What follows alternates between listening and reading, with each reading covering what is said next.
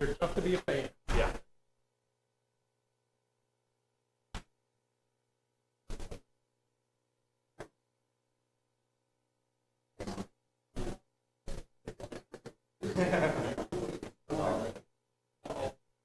We forgot your credentials.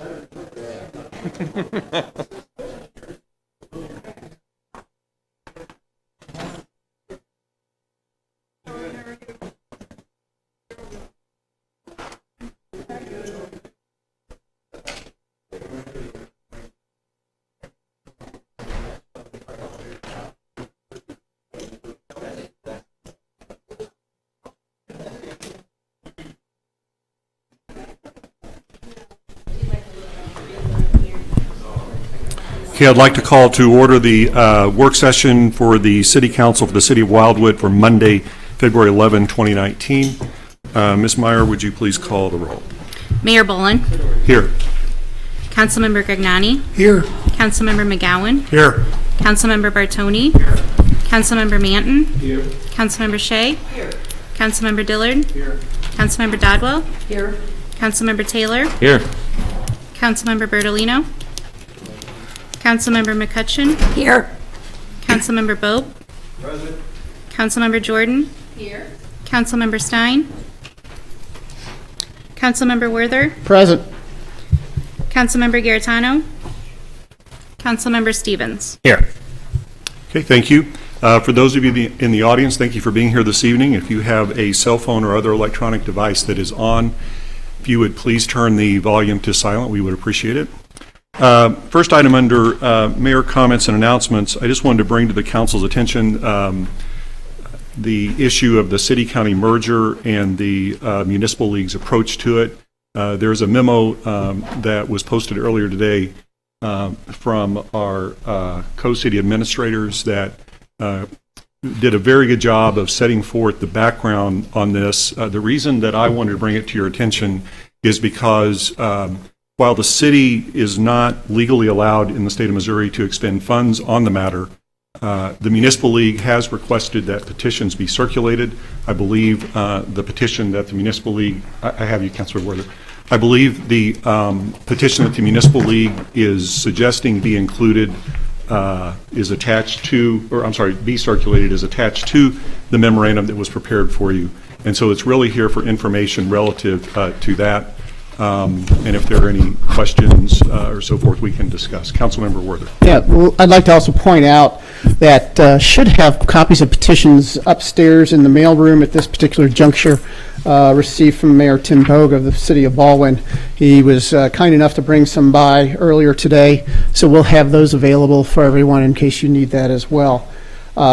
As time goes on, I'd like to go ahead and continue to at least have the discussion about this particular matter, and then do what we can, perhaps on our own time, coordinate our efforts, if you're so inclined, to assist in gathering signatures, because this is certainly a worthwhile effort. Councilor Stevens. Just to let everyone know, I did get my RSVP back from Better Together. They're having their forums. So on March 20th, I'm going to go to the Lodge de Pair. So if anybody has any information or anything you would like me to add, I'm going to try to speak there in favor of Wildwood and against the merger. So if anybody has anything to add, please shoot me an email and let me know. Okay, thank you. Any other comments or questions? All right, seeing none, moving into informational items. According to my count, there are 11. Before we go to action items, are there any questions or comments on any of the 11 items from any member of the council? Councilor Stevens?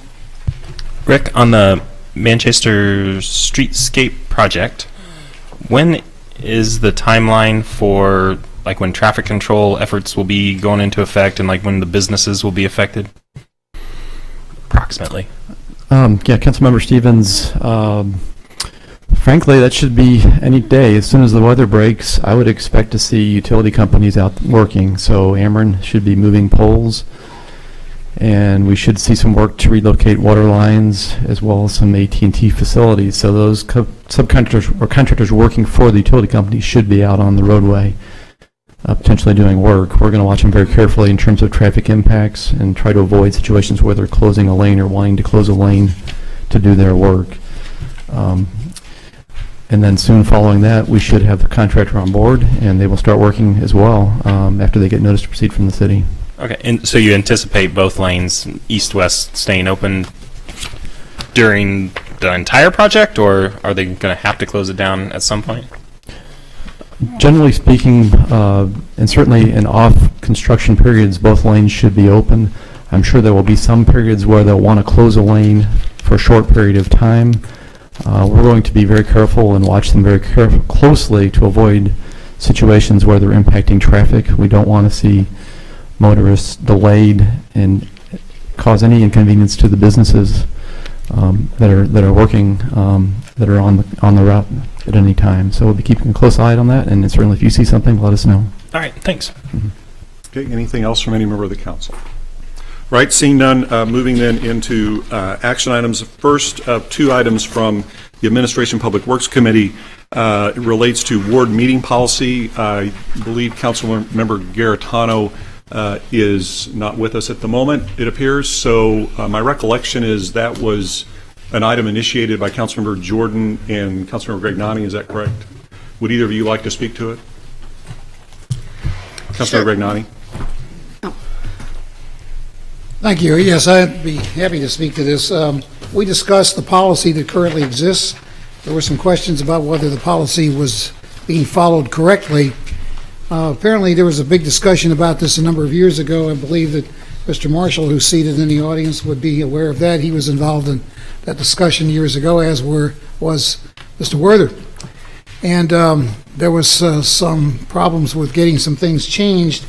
But there's a couple of changes that I think need to be made to this policy, and I introduced the changes that are listed on your documents to add sections 8 and 9, which basically say that no city-assisted ward meetings would be conducted by anyone other than the council members from that particular ward. And then number 9 was no city-assisted ward meeting may be held during the months of January, February, and March, to avoid the issues reference to campaigning. So I think those are two things that needed to be added. Then the discussion was to discuss whether or not we wanted to codify this into an ordinance rather than just a policy alone. That discussion moved to this chamber, and I think that that's now what we need to talk about, is whether we want to codify this into an actual ordinance instead of just a policy statement. And I'm sure there's some other folks that want to address this. Okay, and Councilmember Grignani, just for clarification, I wasn't at that meeting, but I am aware of Admin Public Works, but I'm aware of some of the peripheral discussions surrounding this. For clarification and for the benefit of the council and the public, is it your intent that this language is designed and intended to prohibit the mayor from having a ward meeting? The mayor is not the person who calls ward meetings generally. Certainly, the mayor can participate in any meeting in the city that the mayor chooses to participate in. I would not stop you from attending a ward meeting that I called, but I think that if it's a ward meeting, it has to be conducted by the councilman in charge. So I don't believe that you would be the person to call such a meeting on a general basis. Okay, so then to rephrase my question, is it your intent this is intended to prohibit the mayor from conducting a ward meeting? I think it's to prohibit the mayor from calling a ward meeting. Okay. Councilmember Werther.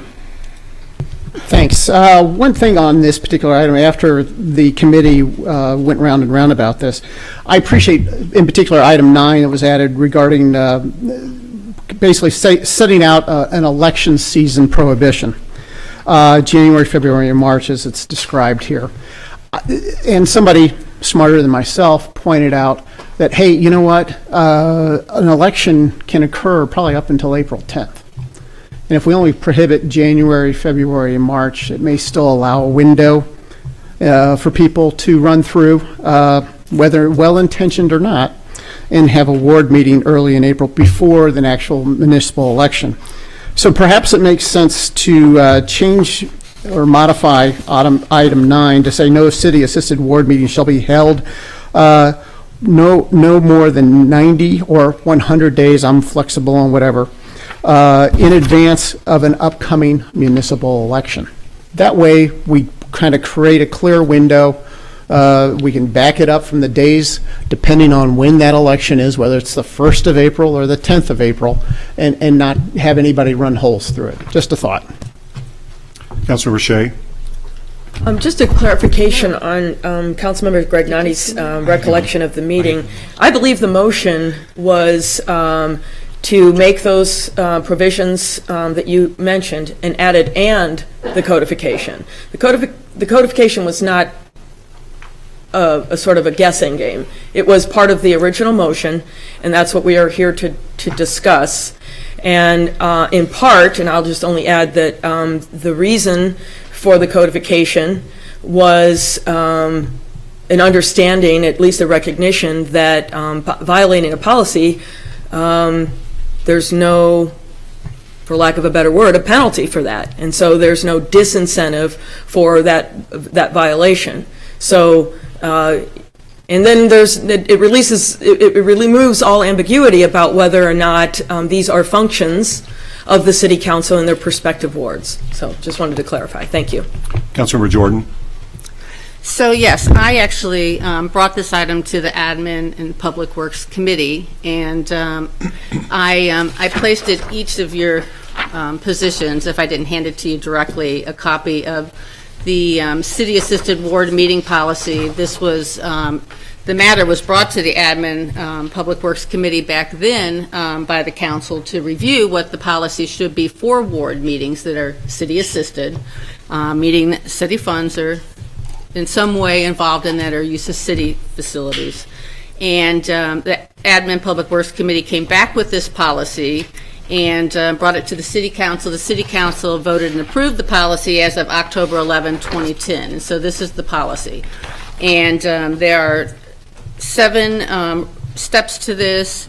And it basically says the City Council adopted the policy with regard to council members hosting public informational meetings for the benefit of their citizens of their respective wards. This is my first term in office, but everything I've found and everything that I've read about the creation of Wildwood is it's premised upon a strong council, weak mayor, so that the people in the city, in the wards, are represented thoroughly. And with respect to that, I think that this fits in perfectly. It says that the city will provide support for it. It says that the ward council members, in this case for Ward 6, that would mean Council Member Bope and myself, serve as the hosts and moderators of their city-assisted ward meetings. Nowhere in this policy does it say that the mayor shall hold city-assisted ward meetings. And to what a couple of the other council members said, we felt like since there seemed to be some opinion that there was lack of clarity in there, despite it saying nowhere in here any mention of even the mayor being involved in ward meetings, that's the reason why at the Admin and Public Works we took it back one more time to get clarification, and that's where those ones coming in that's saying no city-assisted ward meetings can be conducted other than anyone but the council members, and that as to what Councilmember Werther said, the thought that some had that to eliminate the political aspect of the ward meetings, that it best be done, not be allowed right in front of election. And I think it's important that, and the reason I wanted to speak on that is that, and I don't bring up issues often to the council, but it's important that I think that the council members and the city understand why this, in my opinion, is warranted. This came about because there has been pressure by the mayor that his thoughts in terms of what votes should be cast should be obliged by us. Now, when I came into office, I assured everyone in my ward that I would be voting on behalf of their needs, that that's what I'm elected to, that's what I swore when I went into office. And I refused to vote just the way that it's dictated to by another person. And there has been much coming forth with the Rick Archesky matter, and I was informed in multiple different ways, and then last by email, that as was Councilmember Bope, and we both permission shared those emails and texts via email to each one of you. But that basically it was inferred that we had one more last chance when the mayor's appointment for that position came open to do that, or things would be happening that would be essentially would impact us in our political careers. Now, that does not say I threaten you or you do this, but from where I come from in the Show Me State, that shows me exactly what I need to know. And myself and Councilmember Bope were not of the opinion that we needed to bend to that threat. And so immediately afterwards, we were told that we were given a couple dates as when a Ward 6 meeting would be held, and we agreed to the dates, and I emailed along copying Councilmember Bope that we would serve as the host and we would come up with the agenda, and I was informed by the mayor that, nope, the agenda's already been sent out and I will be the host and I get to do this. If you wanted to have a ward meeting, you should have scheduled the meeting.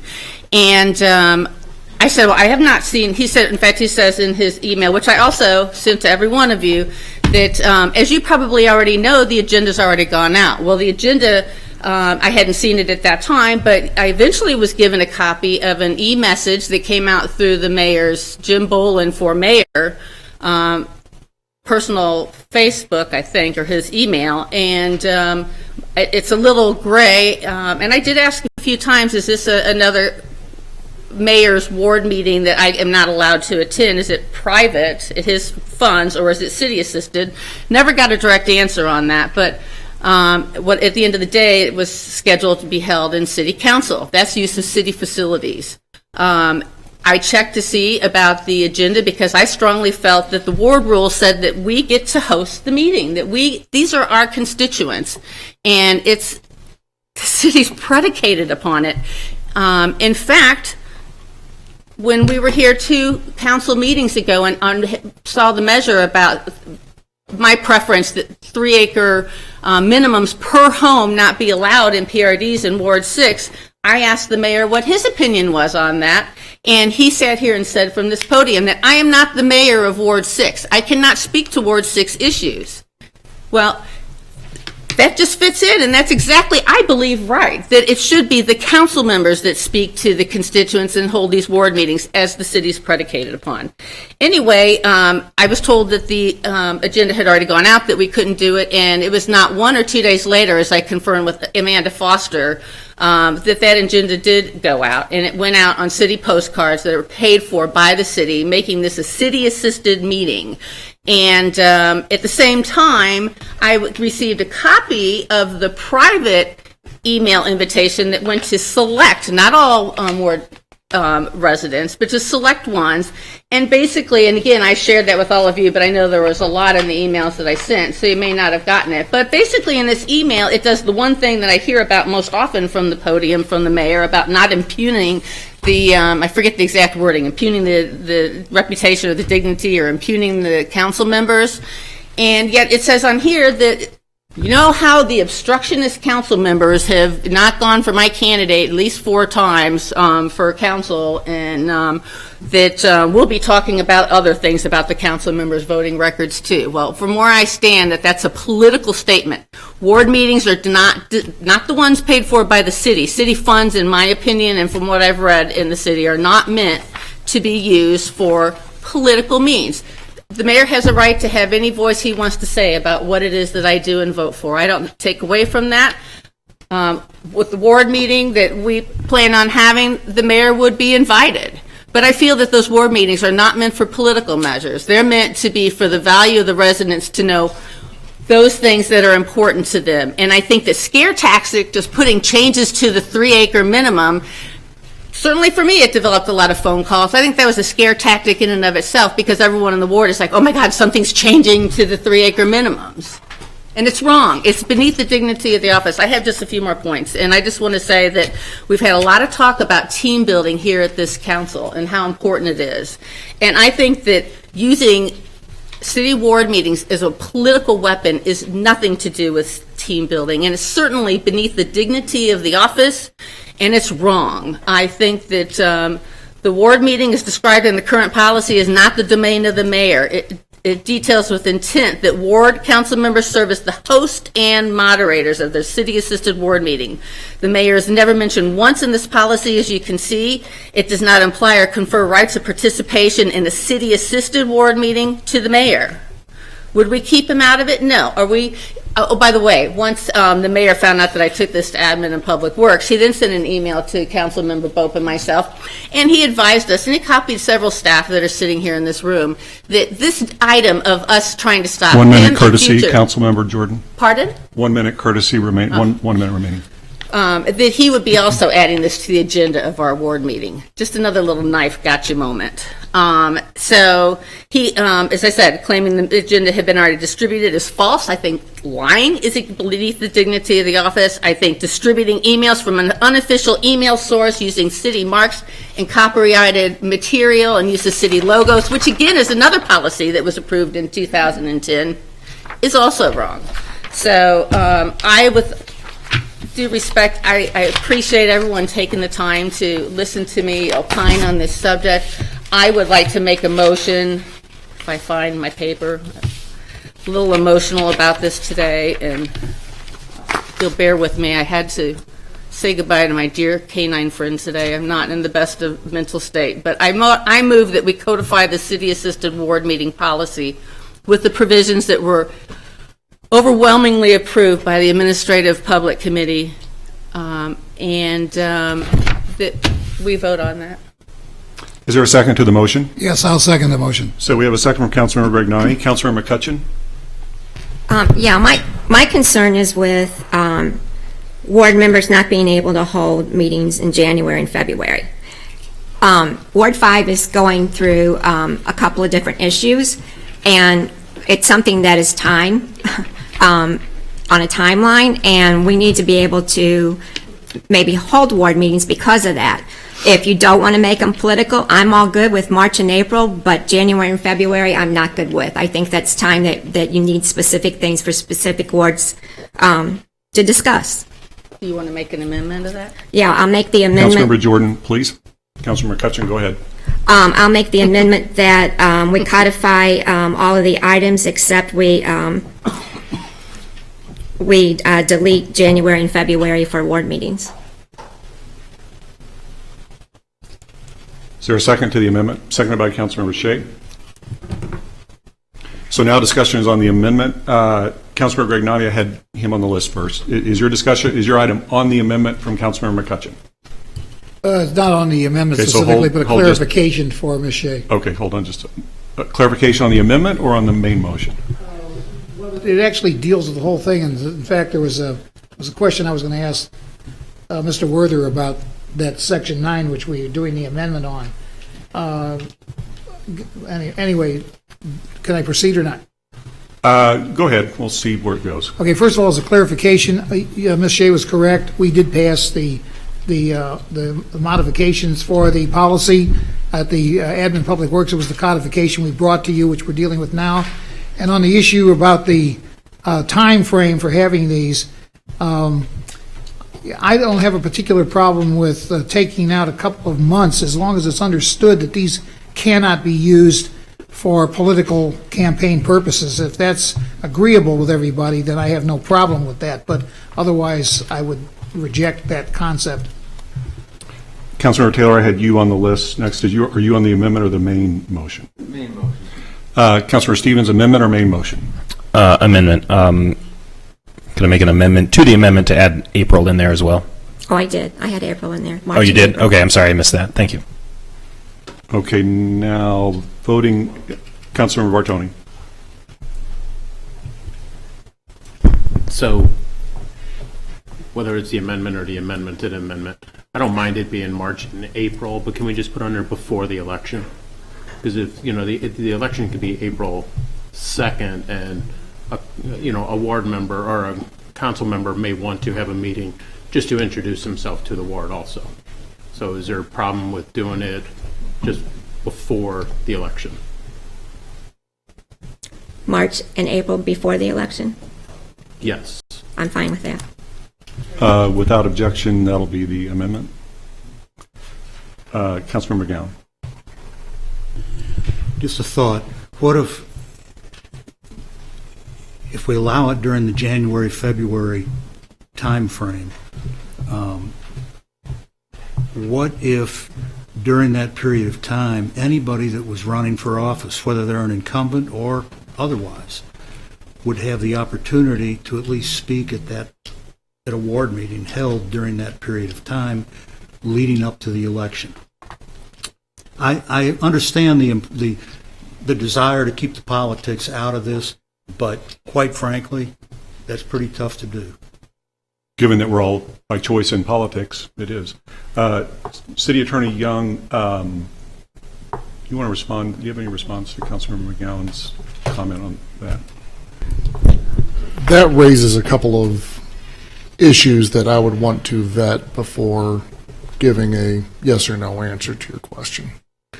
Just in terms of First Amendment analysis and use of city funds for that purpose, I'd like to review that before giving a yes/no answer.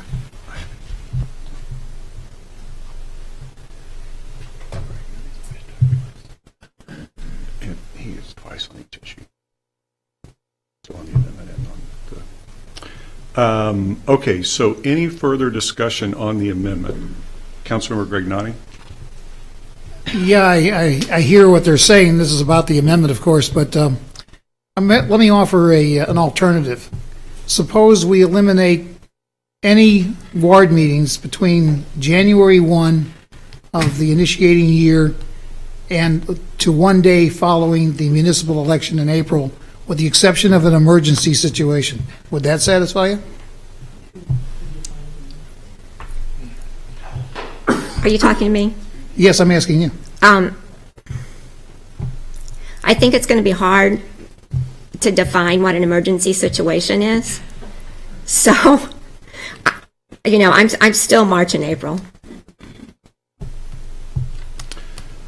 Okay, Councilor Shea on the amendment? Yes. Councilor Shea. Okay, with regard to your question, Mr. McGowan, any resident that attends a ward meeting, I've never been to one where a question wasn't allowed or a statement from anybody in attendance.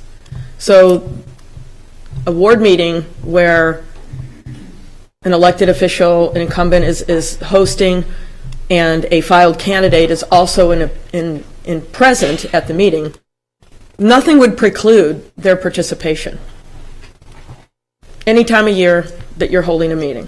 So I don't think you need a special provision for an opposing candidate to have a carved out time at a ward meeting. If you're holding a ward meeting, you're hosting for your residents to come and have an interaction with you. That's the whole point and purpose, no matter what their status is as a candidate or not. So I think it's a sort of not a problem. And I would only say to the matter of the wards, the months carved out, that this was a matter of discussion in 2010, and I believe it was Councilmember Bogus and Councilmember Marshall at the time who eliminated that whole thing. And I don't have a problem with carving out. I think your point's a good one, Ms. McCutcheon, about the potential for a need for a meeting for January, February. March and April should be enough to sort of prevent politicking for. I can't even say that this has even actually happened. We're trying to protect against something that really hasn't ever happened. Obviously, somebody wants to politicize something, they can do that all year round. There's really nothing to prohibit that, obviously. So I would hope that you would not change your amendment, because I would not support any other restrictions on those months. Councilor Manton? If I heard him correctly, I think politics aside, I heard the city attorney saying that he'd need time from a free speech perspective to vet it, the amendment. My comment was specific to my understanding of providing time for candidates for public office. We're going to come back to the city attorney when we get to the main motion when it passes or fails. Okay, any further discussion on the amendment? Seeing no discussion, let's state the amendment for clarity for the council, please.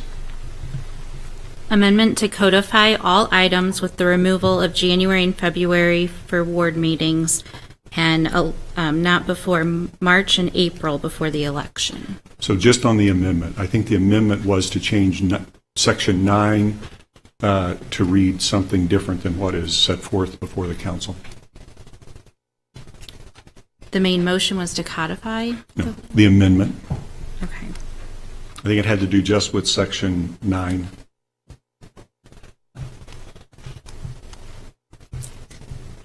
Okay, I'm sorry, I did not get that then. I believe the amendment was to prohibit the conducting of ward meetings from March through the election, the municipal election in April. Okay. Any questions on that? All in favor, please say aye. Aye. Any opposed? You have one opposed. Any other opposed? Councilor Werther. Okay, now we're back to the main motion. Councilor Taylor, with just some indulgence, you're next on the list. John, you and I had an opportunity to speak about this briefly. Do you want to say anything relative to the Councilor Manton's issue on the free speech as to whether the city is controlling and so forth? Sure. And this goes to just the free speech issue and inherent with the use of city funds supporting speech. First, there's no case law out there comparable in a fact pattern to what's being discussed, and I'm not, in my experience, I've not dealt with a city-assisted ward meeting policy before, and I can say to you right now that I'm not aware of anything that would necessarily prohibit the policy as presented. However, in terms of just clarifying purpose and intent to shore up constitutional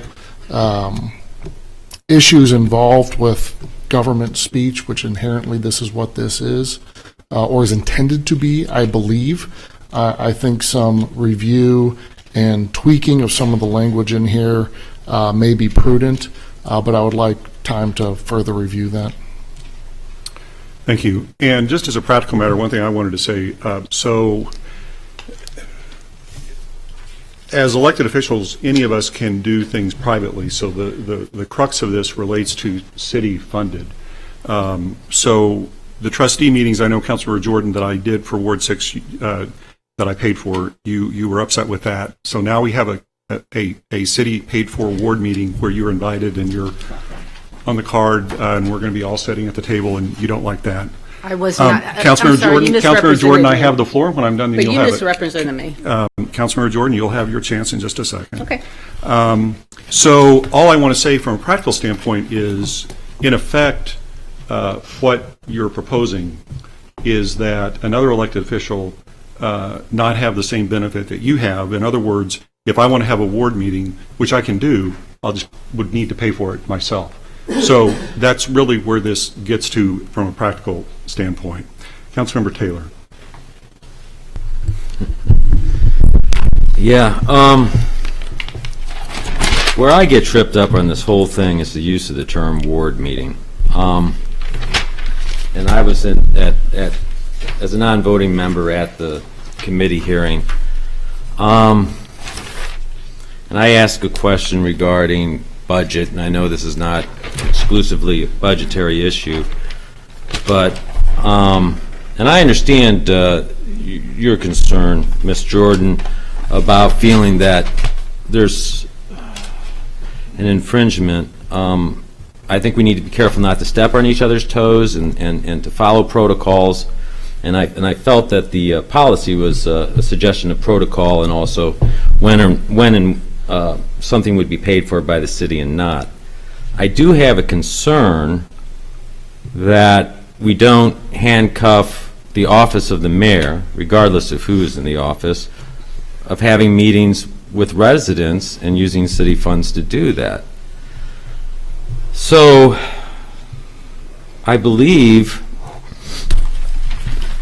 would it be possible, I mean, we're calling ward meeting, we keep talking about ward meeting, but if this is passed, and I guess this is a question to the Mr. Young, if this is passed or codified per se, and I don't see any precise language, would this prevent future mayors or the current mayor or future mayors from using funds to hold, let's say, a meeting with the entire region or 3 wards or just people interested in Cox Creek?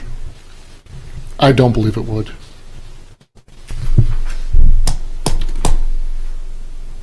Meaning that, could you elaborate on that? Because there's funds set aside. Is there actually municipal code that allows for that, or is it just what?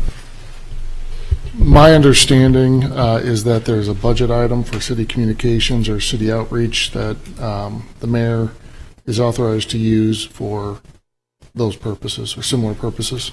That's what I was thinking. So would it be possible, and maybe I'm offering this, is an amendment that says that nothing within this section prevents the mayor from using city funds to meet with residents, and don't specify ward meeting. I mean, these ward meetings, ward meeting's one thing, but can we say nothing in this section shall prevent the mayor from having a city-assisted meetings as per the budget or something like that? I mean, I don't want to give new authorization, but not hamstring the office of the of the mayor from, having regional meetings. Let's say there's something going on with Cox Creek and they want to discuss it. I don't know. It's something certainly at the discretion of the council. Well, then I will make the motion that we add an amendment saying that nothing in this section, as it pertains to ward meetings, prevents the mayor from using duly authorized funds for city-assisted meeting with residents. Is there a second to the motion? Second by Councilmember Manton. Discussions on the amendment to the main motion. Councilmember Grignani. Hold on. I'm sorry. We had Councilmember Bartoni and Shea next. Do you want to speak to the amendment, or do you want to go back to speak on the? No, not just. Just one second. I'm asking Councilmember Bartoni. Okay. So we'll hold you on the list, and we'll come back. Councilmember Shea, are you on the main motion, or do you want to speak to the amendment? I would like to. Okay. Councilmember Grignani. I believe that the amendment's unnecessary because the mayor already has the opportunity to have budgetary discretion on meetings. Furthermore, I would point out to you, Mr. Taylor, that the mayor holds coffees with the mayor every month, and no one has stopped him from doing so.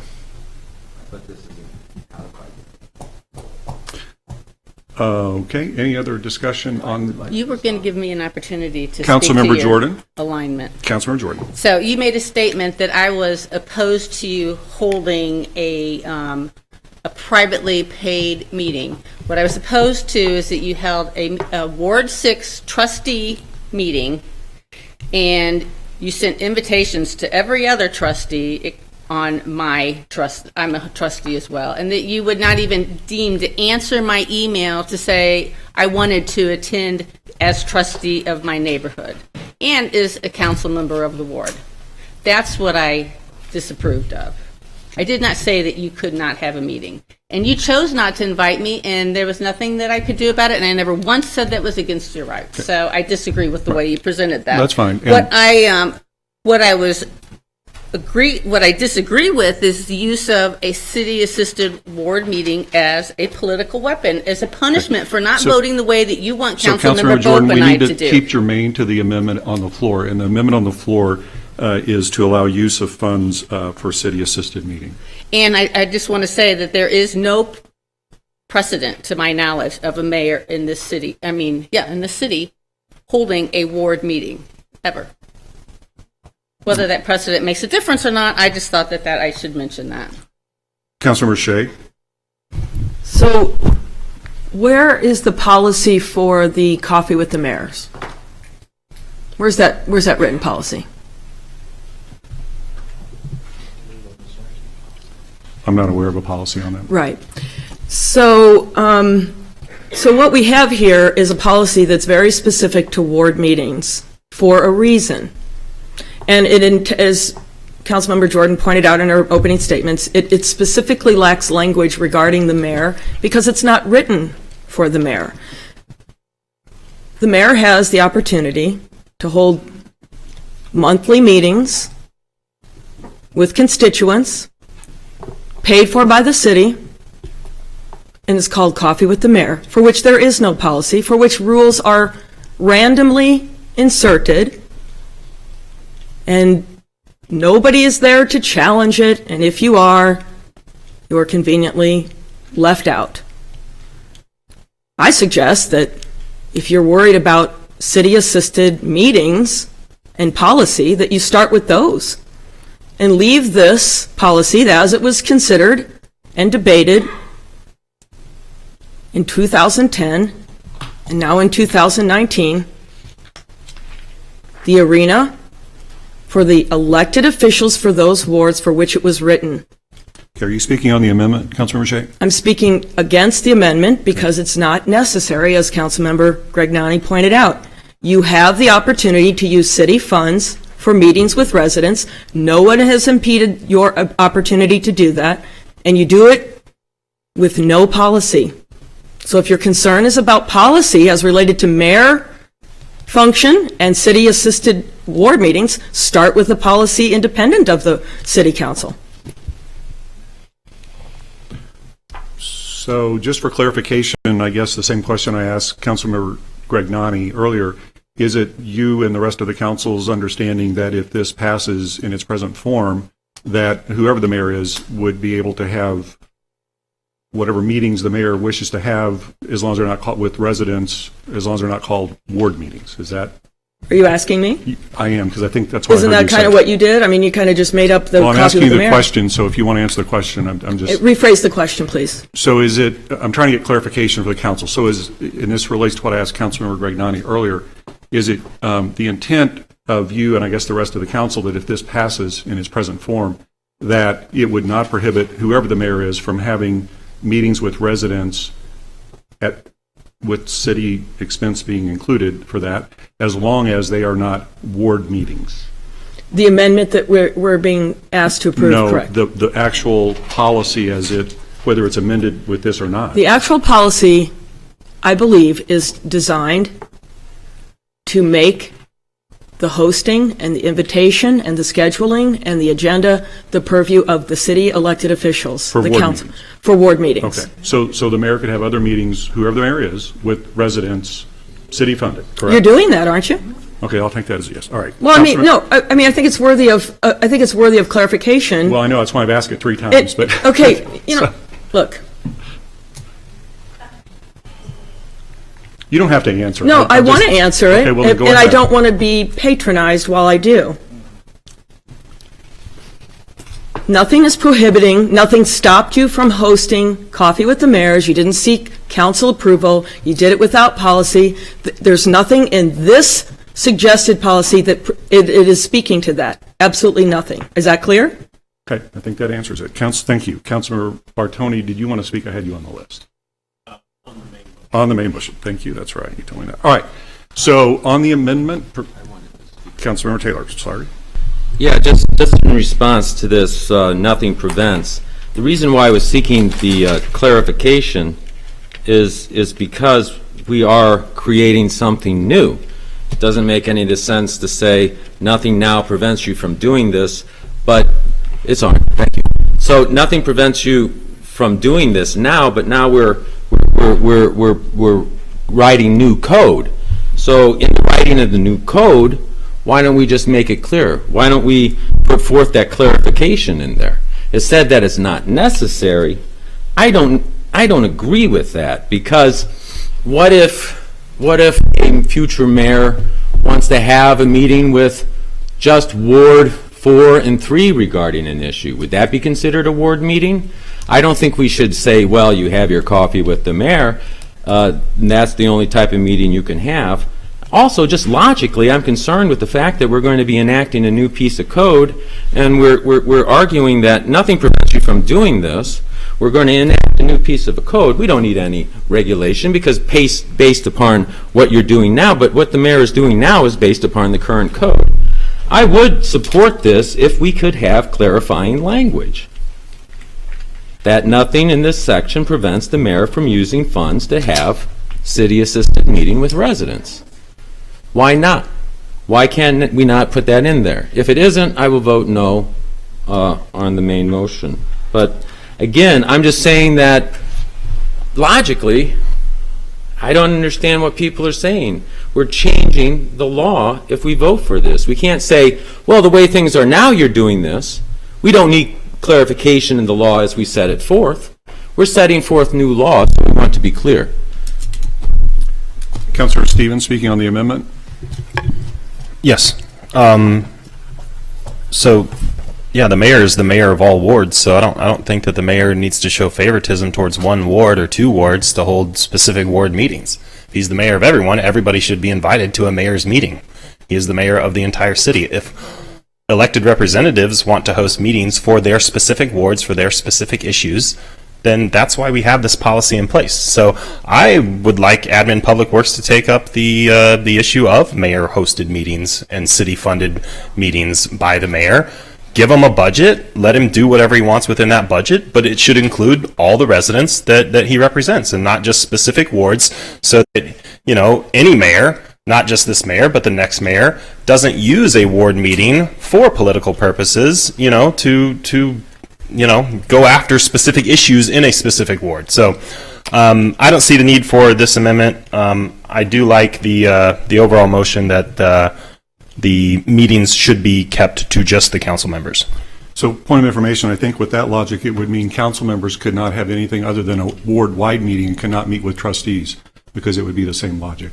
Any further, so if you're saying, so my point is, Councilor Stevens, if you're saying that the mayor should only have meetings with residents if they are city-wide meetings for everyone, then the same logic applied to council members would mean that you as a council member could only have meetings with everyone in your ward and not a particular subdivision. That's in essence what you're saying, just on a drill down basis. Well, the logic seems the same. Councilmember Werther? Yeah, the logic is fatally flawed in a lot of different ways. First and foremost, we all have subdivisions in our wards. Some of us are trustees, as Ms. Jordan pointed out, and I think others are as well. The fact of the matter is, if you're a trustee, if you're not a trustee, if your trustees call, or if there's a subdivision trustee meeting or HOA meeting, you know what? As a representative, I make myself available to that. Now, under the mayor's current logic, he indicated that that would be illegal because that's against the policy. That's not the case at all. This is just getting too twisted, too convoluted. Let's keep it simple, people, and move forward. So the amendment on the floor is that, can you restate it, please, for the benefit of the council? The use of funds for city-assisted meetings.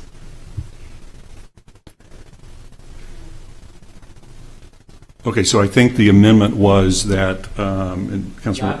Restated. Okay. The amendment was, nothing in this section prevents the mayor from using funds to have a city-assisted meeting with residents. Okay. Councilmember Manton, is that what you seconded? Okay. Any further discussion? Sorry, Councilmember Shea. Nothing in this section prevents the mayor from, could you restate it, please, just to, because I think there's a word missing there. Using funds. Wait, what did I say? Look, he wrote down what I said. Okay, that's good. Personal counsel, that's awesome. Point of personal privilege, I'd like to suggest that I was looking at the notes of what I had suggested that were taken down by the attorney. What I am suggesting is this: nothing in this section prevents the mayor from using funds to have a city-assisted meeting with residents. And I think the point of clarification is otherwise we're saying the mayor cannot meet with residents I do have using a follow-up. funds. You got two. Sorry, Councilmember Shea, you've had two. Councilmember Jordan. My concern with the amendment as stated is that if I'm hearing the logic right, basically what it's doing is completely invalidating the motion that's put out there, because by virtue of the way that you've stated that, I understand that to mean that that would be all-inclusive, and it could be a ward meeting. And so it's saying, okay, we're going to codify that ward meetings are for the city council members to host, except for with your amendment, the mayor can do any kind of meeting he wants with city funds. And so I think it's like saying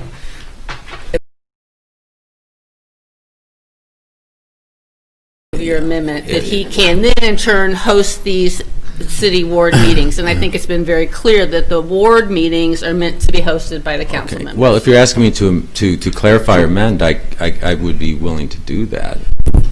I'd like to hear it be clarified such that it doesn't allow that logic to it. If you will, please. Nothing. Funds to host meetings with residents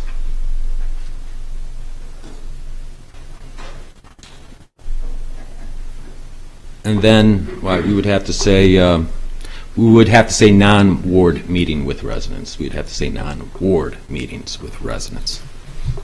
Or with the exception of ward meetings. So Councilmember Councilmember Taylor has suggested a revision. Councilmember Manton, are you okay with that? Is there any objection to the council to specifically including the language non-ward meetings in the amendment? Seeing no, I'm sorry, Councilmember Worthy? It's okay, we'll have the vote on the motion. Seeing no further discussion, roll call vote, please. This is just on the amendment. Just on the amendment. Thank you, Councilmember McGowan. Councilmember Gregnani? No. Councilmember McGowan? Yes. Councilmember Bartoni? No. Councilmember Manton? Yes. Councilmember Shea? No. Councilmember Dillard? No. Councilmember Dodwell? No. Councilmember Taylor? Yes. Councilmember Bertolino? Councilmember McCutcheon? Yes. Councilmember Boat? No. Councilmember Jordan? No. Councilmember Werther? Nay. Councilmember Stevens?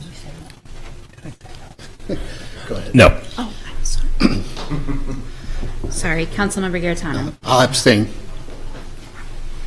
Okay, motion fails. So now we're back to the main motion, which is to prepare a resolution to change the policy as amended earlier with respect to the ward meetings being held prior to the municipal election. What is your point of order, Councilman? This policy was adopted by resolution. That's up to the council. The council wants to do by resolution or ordinance, whatever. See, it's... Okay, so to codify would be an ordinance? Okay, so the main motion is to draft an ordinance. Thank you. All right. Any further discussion? Roll call. I'm sorry, Councilmember Shea. Clarification. Oh, I'm sorry. I'm not sure if I heard you. Councilmember Shea, my apology. Oh. Councilmember Bartoni was first. Thank you. So here's kind of my problem with the codification of it. So, I mean, ideally, I think that the mayor and the council members would work together, and I think for the most part that does happen.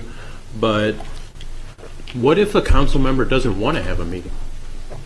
Then the mayor doesn't have the right to have that meeting? Councilmember Manton and I, we have not had a Ward 2 meeting since I've been here, and I don't know when the last time they was. I mean, Ed's here also, so he might know, but we've been to many subdivision meetings and HOA meetings and make ourselves available for all those, but we've never had a Ward 2 meeting.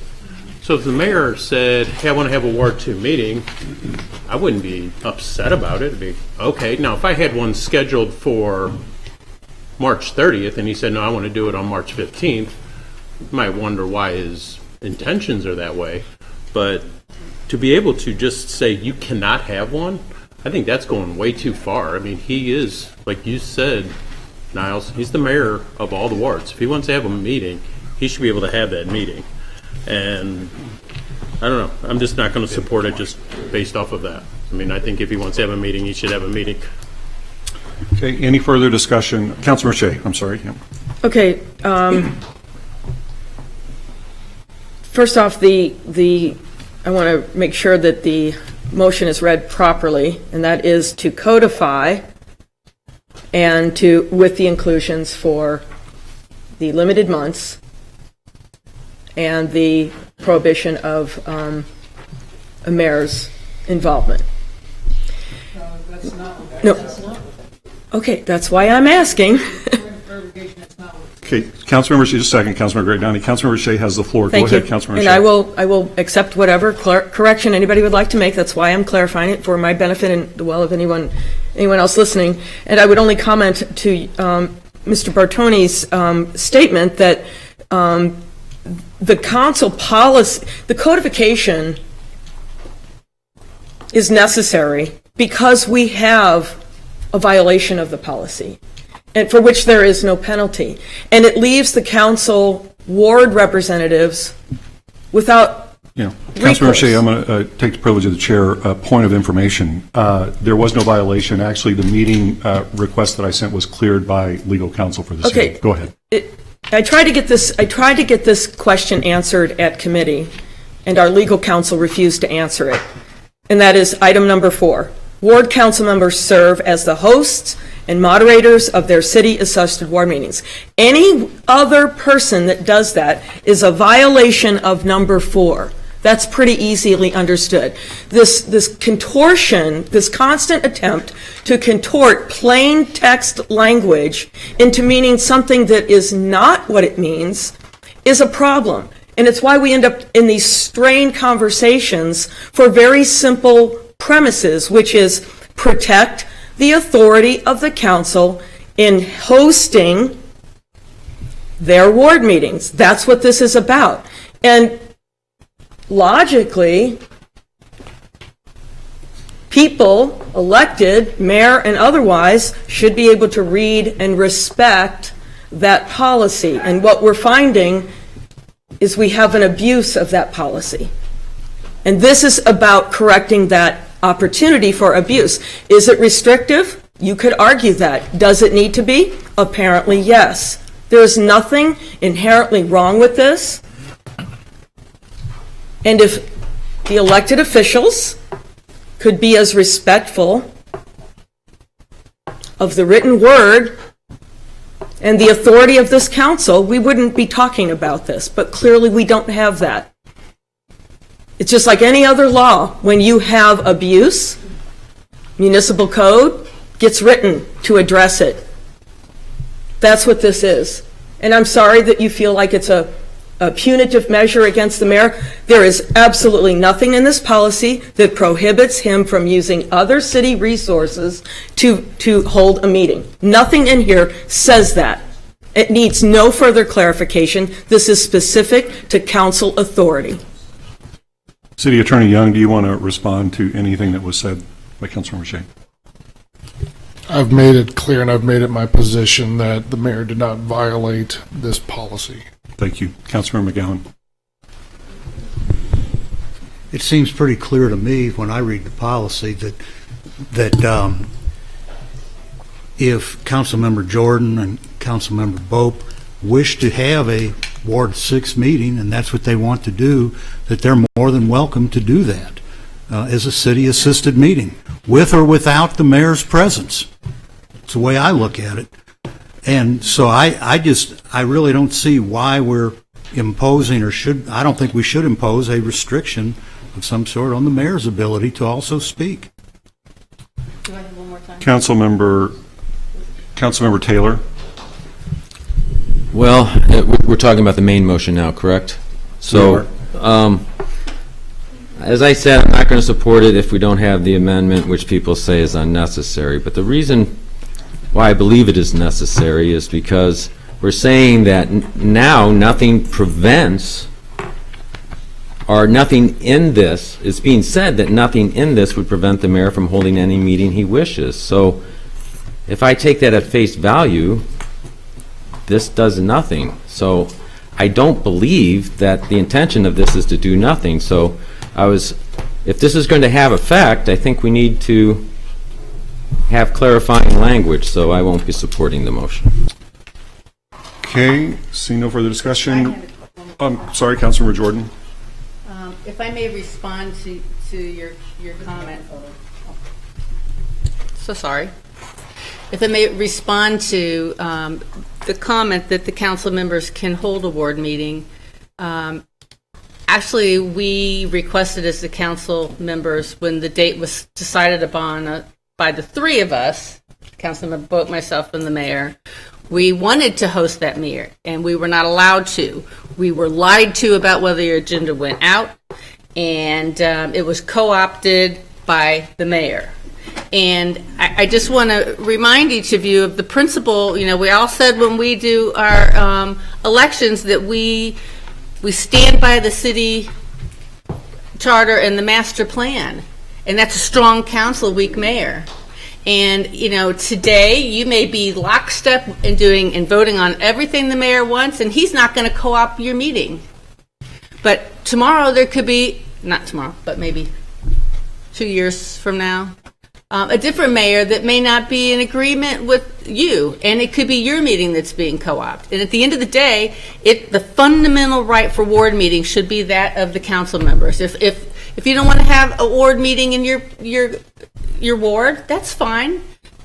Give that authority over to the mayor if you want. That's fine too. But we want to do this meeting, and for us to be prevented from doing it at the end of a threat by the mayor as a repetitive manner that he's going to do this, that's wrong. That's wrong on every single nature. And I firmly believe that our city is better than that, and that the mayor should be in a leadership position that's better than that.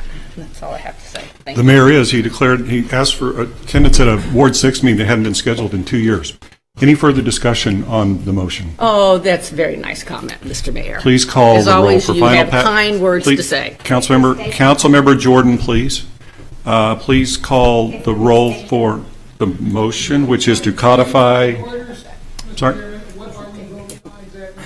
She will state it.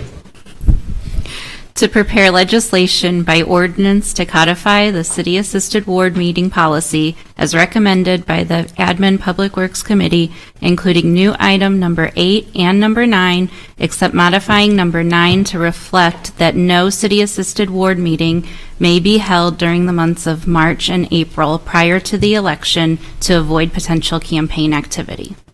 Okay, any questions? Roll call vote, please. Councilmember McGowan?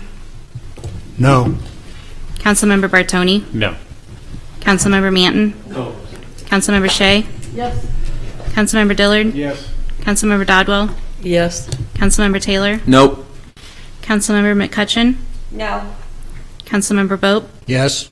Councilmember Jordan? Yes. Councilmember Werther? Aye. Councilmember Garitano? No. Councilmember Stevens? Yes. And one more. Me. Sorry. Councilmember Gregnani? Yes. Okay, motion carries. So, council, we are now at past 7 o'clock, but not quite 5 past. So if we could please take just a couple of minutes for a break, and then without objection, we will recess the work session until after the main council meeting, given that we have a number of members of the public here. Is there any objection to a recess of the work session until after the main meeting of the council? Seeing no objection, the work session will stand in recess. Please be back at 5 after 7. Thank you. When they first started. I said yes, I came in. We're good. Misty's coming out.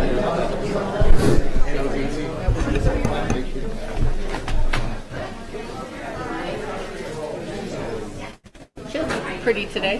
What? She always looks pretty, but she looks pretty today.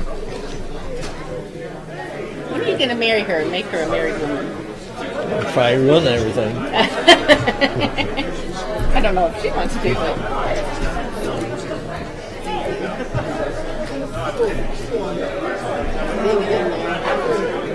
Like, go home when he's not at the door. Come to my house. I'll give you all the dog hair you can stand. I still got all the dog hair. But this is kind of left. He was the leader of the pack. How many do you have? I have 2 in a foster. The foster may get permanent now. So what's going to happen now? I thought I was the only one that does this. I'm not exactly sure what I'm really bad about.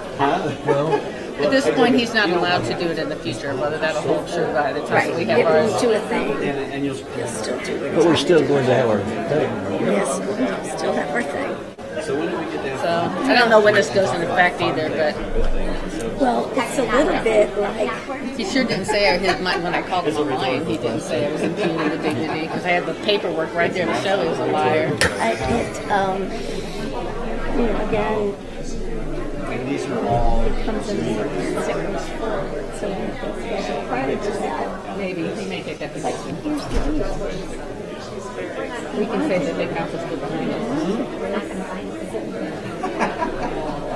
I keep getting asked to do it. One of the residents, what's your name? Dave Smith? You probably know her. Never mind, it's not just. No, her name's Smith. Andrew So I Smith kept gave telling the, John. he's working on her social media. Yeah, I know. It's like showing a picture, like 20% of the picture. You see the whole picture. You don't see the whole picture. No, that's a good point to bring up when he brings it up. Well, you know what? That will be you. You got that one, good girl. I gotta go potty. In fact, if I don't do that, it's just like today when my treasurer is like, Are you okay? I'm in run. Thank you. Well, I would Thank thought God. that, the more good people you put on there, How was that? we have that great. How was your other meeting, your orientation meeting? And that's what I tell residents. Yeah, I thought it might be information that you already gave. Amanda Foster will give you all the information. You didn't miss much. Don't worry about it. Just ask Amanda. You can't have having something. Like our party, like our Valentine party. We'll just show all of each other. Right. Stick to the issue. Debate it, but at the end of the day, Yes. No, he's coming. That was scheduled. No, I don't know how that's going to work. The ordinance was just anything done prior to that. I'm trying to be kind and nice. It's kind of like So you're telling me I'm naive? That's what you're saying? anything before that. Anything before today is I know. Hey, Tim. Yes, sir. I don't remember. So I'm probably wrong. Yeah, now you sound like him. I'm not sure how that's, I don't know. I don't know the answer to that. I honestly don't.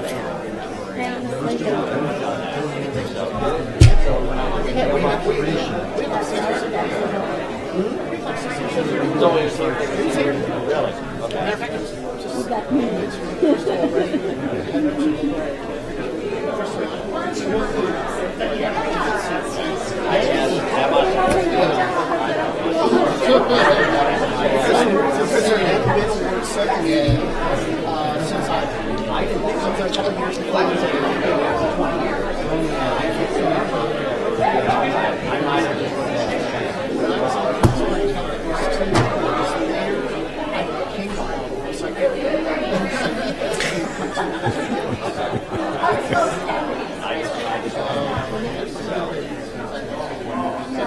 So what, did you just leave it open and you talk about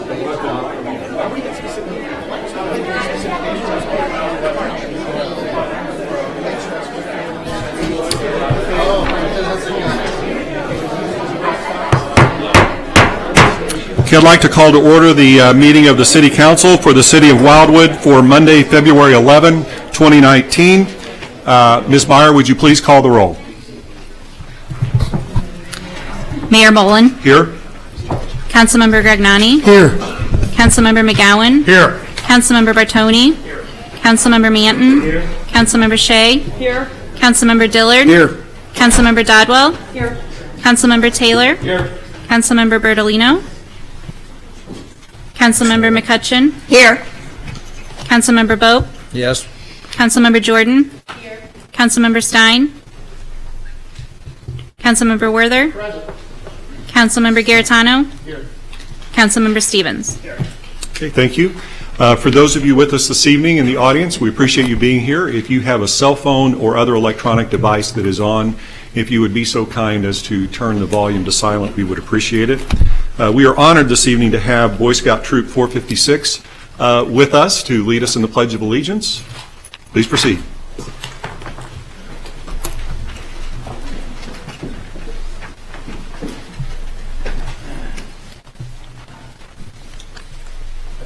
Attention! Will the audience please rise for the presentation of colors? Please remove any hats that are not part of scout or military uniform. Color guard, prepare to present colors. Color guard, advance. Advance. Scout salute or hand over your mark.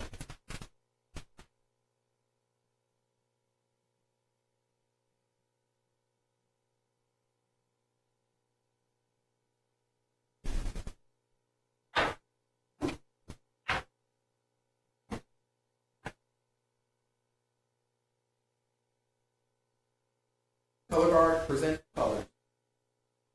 Please join me in reciting the Pledge of Allegiance. I pledge allegiance to the flag of the United States of America and to the republic for which it stands, one nation, under God, indivisible, with liberty and justice for all. Color guard, post the colors.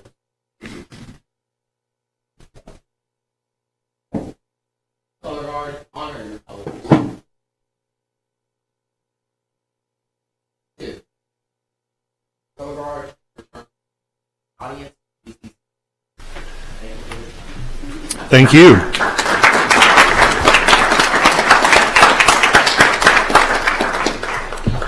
Okay, next on the agenda is approval of minutes. First, we start with the January 14, 2019 work session and regular agenda minutes. Any comments, questions? If not, I would entertain a motion to approve those.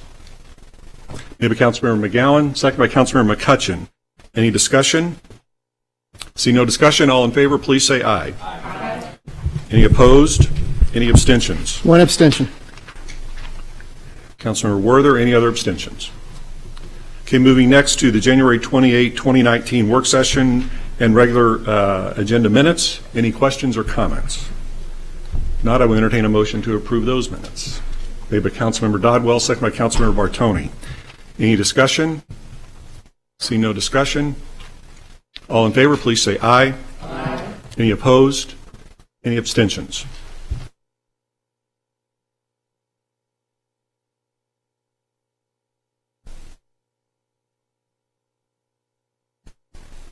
Okay, next and last for approval of minutes is the February 6, 2019 special City Council minutes. Any questions or comments? If not, I will entertain a motion to approve those minutes.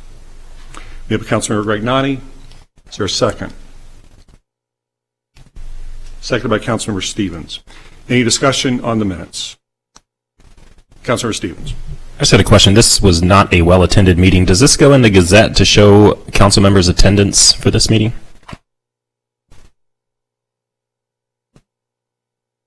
I'm not aware of the answer to that question. I believe it's just the council meetings. I would need to clarify that with Amanda. She's not sure, Councilor Stevens, but she will send an email. Would you send an email to the council tomorrow letting them know the answer to that? Absolutely. Could I make a motion that they do be included in the Gazette? We have a motion on the floor. We have a motion on the floor already. We have a motion on the floor. We can't make another motion while we have a motion pending. We already have a motion on the floor to approve the minutes. Once that's done, then we can assess other motions. So just hold on.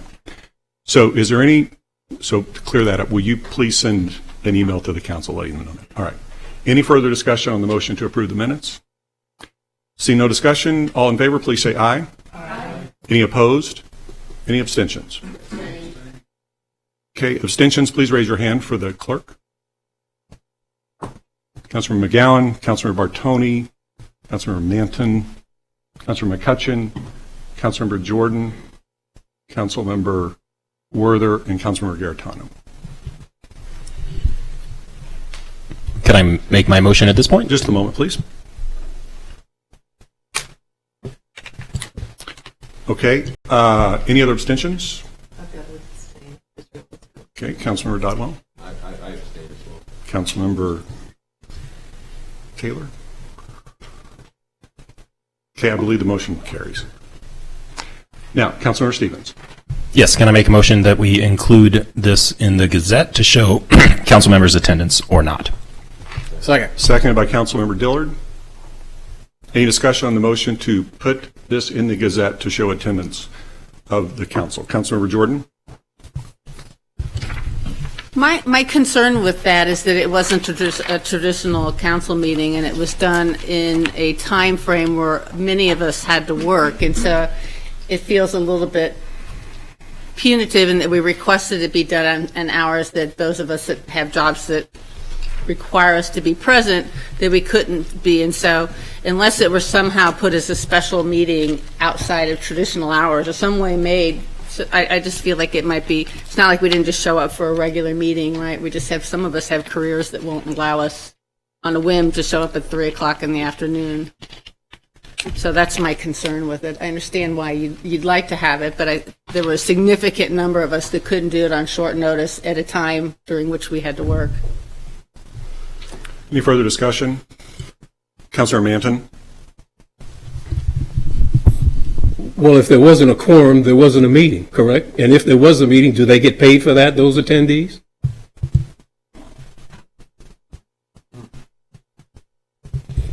The city code is very clear that only paid for regular meeting attendance. Councilor Garetano? We did have another special meeting before, so I would want to make sure we may as well have all special meetings identified, and, you know, if that's the motion, to put it in the Gazette that way. So would you like to amend the main motion to that effect? Yeah, well, I guess I'll ask the maker of the motion. Did you mean just the one special meeting or the other one as well? Both, fine, yeah. So the maker's saying both? Okay, and the second? All right, and since it's in the possession of the council, is there any objection by any member of the council that the motion be amended as indicated by Councilmember Garetano and agreed by the first and second of the motion? Seeing no objection, that will become the main motion to be voted upon. Any further discussion?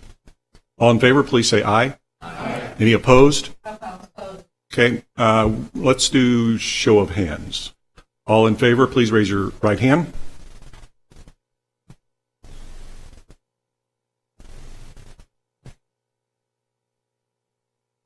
Do you have them?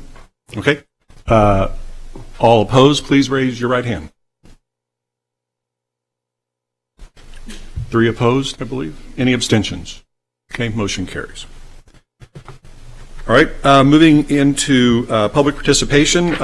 Before we begin, just a few words I want to mention. This is a valuable component of our meeting. Anyone who wishes to speak must complete a speaker card and provide it to the city clerk, who is seated to your left of the podium. When your name is called, please approach the podium and state your name and ward. To ensure that all who wish to speak have the opportunity to do so, there is a 5-minute time limitation. I will let you know when the time limit is reached. If you have any questions for us, please mention that during your remarks and identify the official you would like to respond. That official will make note of it, and at the conclusion of public participation, any official who chooses to respond will have 3 minutes to do so as to all questions directed to that official. The official may choose to respond to your questions after tonight's meeting, and we may also post any responses on the City Council page of our website. And finally, please be respectful to others in making your remarks. Interrupting others and using profane and abusive language are prohibited, and I want to thank everyone in advance for following these. First speaker card, please. Tony Salvatore, Ward 2.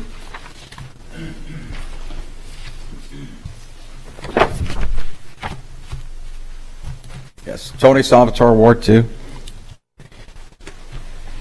I'd just like to see where my complaints are right now. On the 14th of September 2018, I filed charter complaints against Mayor Bolin and Councilmember Manton. And on the 19th of September 2018, I filed ordinance violations against City Manager Ryan Thomas and Mayor Bolin. Now, I asked this, evidently went to Ms. Proust, who's the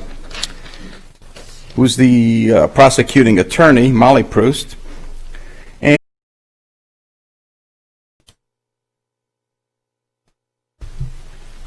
you got it. Do I have it on wrong, or there it is? I'm sorry. Get it right here. Thank you. I'll read it to you all. I think this is kind of really hits it right on the head. It says, "Thank you for your correspondence. As required by Missouri Supreme Court and related professional conduct rules, which are, in this case, governing conflicts of interest, I recused myself from these matters on October 12th, 2018, and thereafter forwarded the materials to attorney Tim Engelmeyer, per standard procedure. If you have additional questions regarding these materials, please contact Mr. Engelmeyer's office. As I have recused myself, I am unable to discuss this matter further with you. It's interesting because Ms. Proust and Mr. Engelmeyer, according to this, can you zoom in this real quick right here? In fact, I got this today. They're both they work for you all. I mean, they actually work for the city, the folks, for all of us, the citizens of Wildwood. But they represent you. I mean, they're at your mercy because you guys went ahead and approved their positions. The mayor went ahead and brought them up to council, and the council approved them. They're both the same. So why doesn't Mr. Engelmeyer, he's also under, as required by Missouri Supreme Court related professional conduct rules governing conflicts of interest, should have recused himself from these matters. But he didn't, because Mr. Engelmeyer went ahead and heard all my complaints, and then he came back, of course, denying my complaints. So he's conflicted. So why did you all allow him to conflict himself? The professional conduct rules and Missouri Supreme Court. So I want my complaints heard legally, not illegally like you all did. That's what I want. I want these complaints heard. What Mr. Engelmeyer did was illegal. And you paid him with our funds to do an illegal act. I find that repulsive. Thank you. Thank you. Next speaker card, please. Carrie Tubby, Ward 4.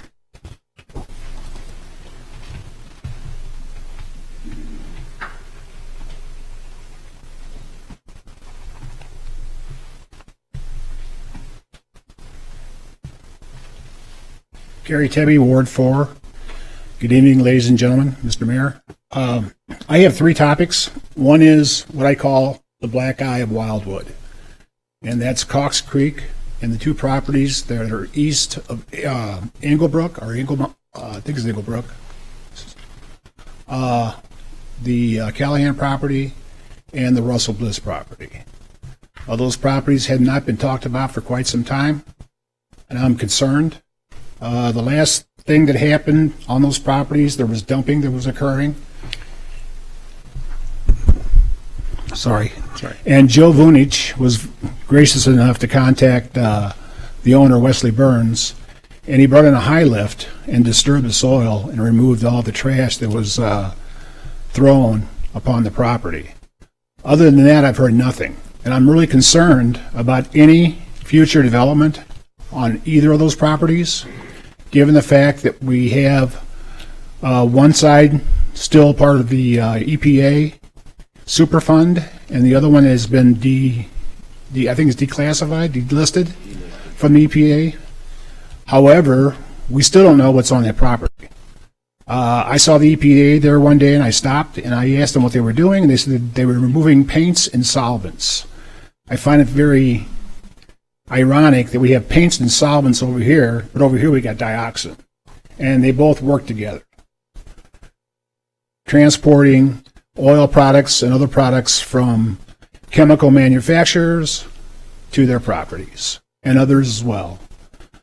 So I'm concerned about that, and I'd like to hear from my ward members, Mr. Taylor, ma'am, Katie Dodwell, about that, and make sure that everybody's on board as to what we're going to do with this, because it's my little section of the world, and I want to keep it nice, and I want to keep kids off that property. I'm afraid what could possibly happen to them down the road. There's been a lot of weird cancers that have occurred. We had a neighbor just die of a peritoneal cancer, so I'm concerned by that.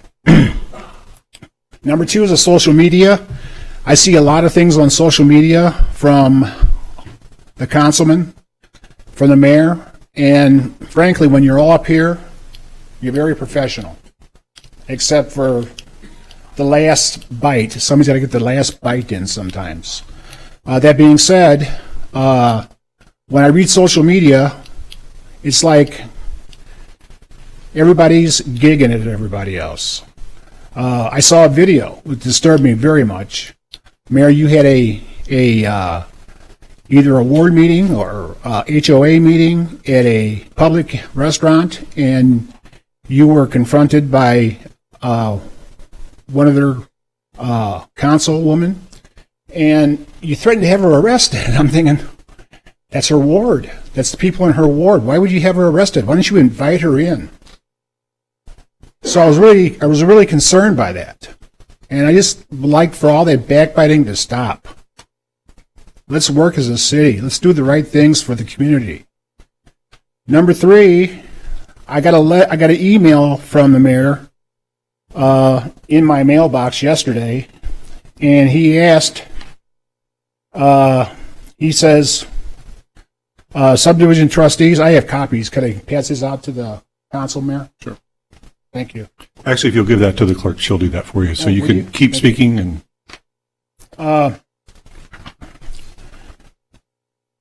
You say, and I quote, subdivision trustee, as a part of my outreach to our residents, I would be happy to attend your next subdivision meeting and briefly discuss the current Wildwood issues.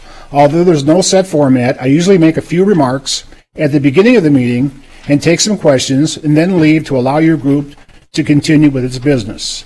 Please let me know if you would like me to attend your meeting. If you're no longer a trustee of the subdivision, please pass it along to your current trustee. Thanks, Jim. And on the bottom it says, Jim Bolin, Wildwood Mayor, with your cell number, and I guess that I think that's your home number. You have a Facebook page, and then there's a logo that says Jim Bolin for Mayor. So Mr. Tui, how much more do you have? You're right at your 5? I am? I'm sorry. It's all right. That being said, I contacted our trustees, and I thought, you're more than welcome to come, Mr. Mayor, but I would like to have my council people come as well. So I think it's in all fairness that all of you, if you want to attend, we're typically apolitical. We just have our own little things that we have to take care of in our subdivision, and we don't want to get involved in politics during our meeting, but if you want to attend, as long as it's not a political campaign and you want to tell us what's going on in Wildwood, that's fine. But I want my council members to be there as well. That's all I got to say. Thank you. Thank you. Next speaker card, please. Karen Sheely, Ward 5.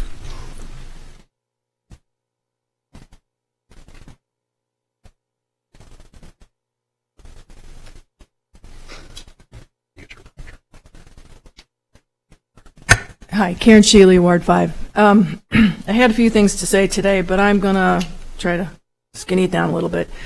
I did want to speak briefly about the social media issue. I did speak at the admin Public Works just to say that I think it's out of control. But one specific thing I want to say is regards Mr. Taylor and his use of his website. On that website, on more than one occasion, you've used terms like group or allies when you were talking about a specific topic. The article intends to go after a specific person. Usually you're after somebody on the council. But you use that term group and allies, and you, in doing this, you're attempting to malign a group of people who've been vocal about the mayor,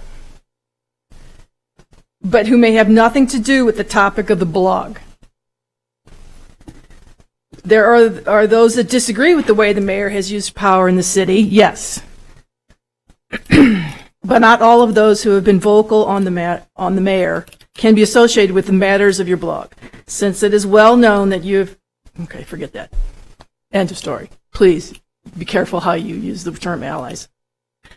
Next topic I want to talk about is the discussions you guys have brought up about legal costs in the past. I think, Mr. Mayor, you made a list and you distributed it in the past council meetings about the cost of investigations. You've made much recently about the cost of investigations against you and a few others. I'd like to point out that before you arrived, there was a process in place to handle investigations with little or no cost. Before you took office, the rules stated that the council should handle charter complaints in their normal due course of work, and the Board of Ethics would handle ethics complaints. They were all volunteer and used to need little or no legal help. So that was all kind of just free, right? It all should have happened at little or no cost. But then basically, I'm sad to say, since you showed up, we have lawyers at the BOE all the time. They started showing up basically at your request when you were being investigated, and I don't think they've disappeared since then. I think the BOE, is my opinion, feels like they sort of are swamped with the legal aspects now, and so they're there all the time. Lawyers are involved in charter complaints. I think the last gentleman spoke to that issue, and Tony spoke to it, but we changed the way that we put an ordinance in place. I think that that pulls in the prosecuting attorney for needless reasons. If the council was able to do its job and actually read the charter complaints and handle them and vote on them like they were supposed to, we wouldn't have this new process. But somehow we have it. So change it. Get rid of it. If it's wrong to have the prosecuting attorney working for the city and then judging things, charter complaints against council people, change it. And it won't cost anything. And best of all, the latest, you instigated some stupid wild goose chase involving lawyers, staff, police, all trying to find a piece of paper that no one in Wildwood cares about except you. And maybe him. And maybe you. Okay? But nobody else cares about that. It's not even relevant. It wasn't even part of a motion that passed or was voted on or anything. It's a waste of money. So, and while all of that's going on, here comes the city-county merger.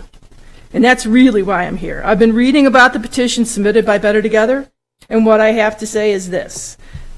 This merger will destroy Wildwood as we know it. Okay? Plain and simple. Even if an entity called Wildwood still existed after this merger, we will have lost control of all the things we work so hard for. Controlled development, zoning, green spaces, town center, etc. We capitulate our control of that over to these organizations they're talking, and they're not going to come out here and hold to the standards that we have here now. We'll lose control of our tax money, our zoning laws, everything. And I'll remind everybody, this is close to my heart, one of the big reasons why Wildwood came to be was because the county wanted to put a nice big highway right through Ward 1 and Ward 6, from 40 down to 44. Nothing will keep them from trying that again if they see the need, right? So while we sit around and worry about these petty issues, this is going to hit us right between the eyes. In a meeting I attended, a lobbyist familiar with the St. Louis City, gave some shocking details on how St. Louis City basically did a number Ms. Shealy, how much more do you have there? 30 seconds. Basically did a number on the police and how they had to fight to protect things like pensions. They also said that, remarkably, St. Charles has not been outspoken against the merger. No reason given, but I can tell you why. As soon as it looks like this merger might pass, our property values will drop like a rock, and those in St. Charles will shoot up. People will run in droves to St. Charles. I urge you to put aside the disagreements, the websites, the wasteful investigations, and do something about this now. There are many less drastic ways to begin the merger process. But this is not the way, and we need a plan, and we need it now. Thanks. Thank you. Next speaker card, please. Donnie Heth.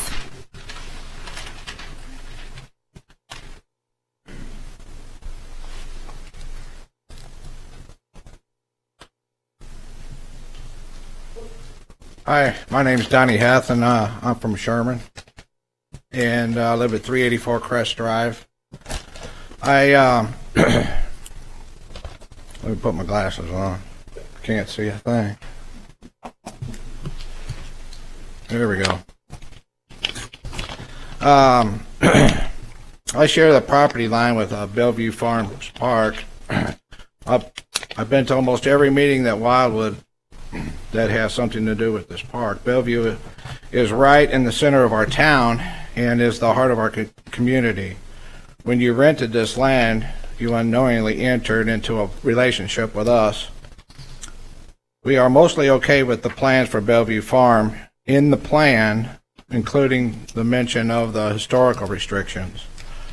Most of this is from when we met with the Parks Recreation Committee, and they voted to bring this to you guys' attention.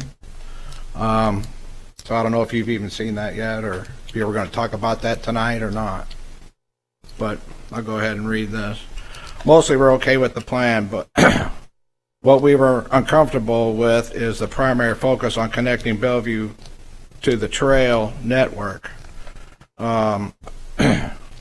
We are concerned that it will really increase the human activity in the park in a way that is going to hurt the wildlife and the nature.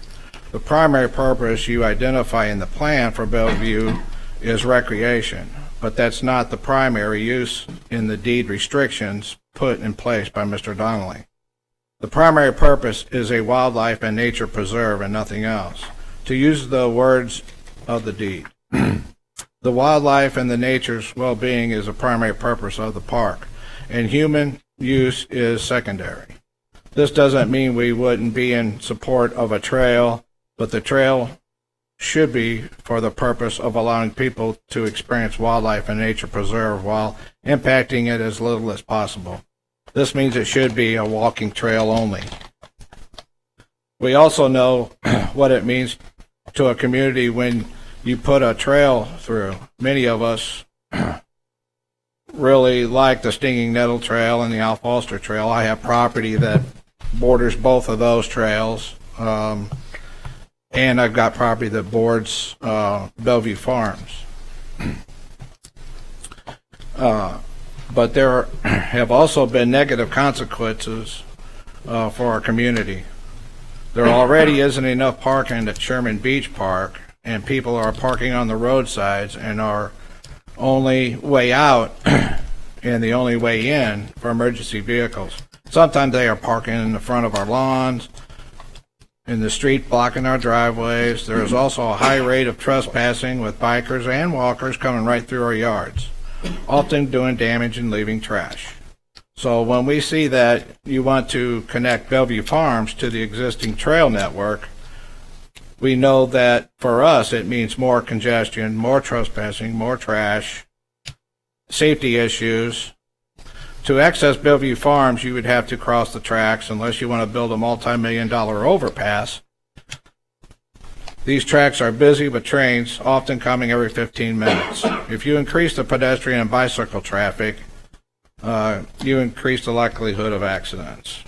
We have seen the Gorks Communications that Eureka is going to be the site for their new skills park. So that's good. Now we need to find a better location for their flow trails. Babbler State Park would be perfect. It's an underused park, especially since the pool closed, and it has everything you need: parking, bathrooms, road access. And unlike Bellevue Farm, people coming to Babbler drive right through Wildwood, where all your businesses are. You would get a lot more tax revenue if you worked with the state to put the flow trail in Babbler. You're not going to get any tax revenue from Bellevue Farms. Thank you. Thank you. Next speaker card, please.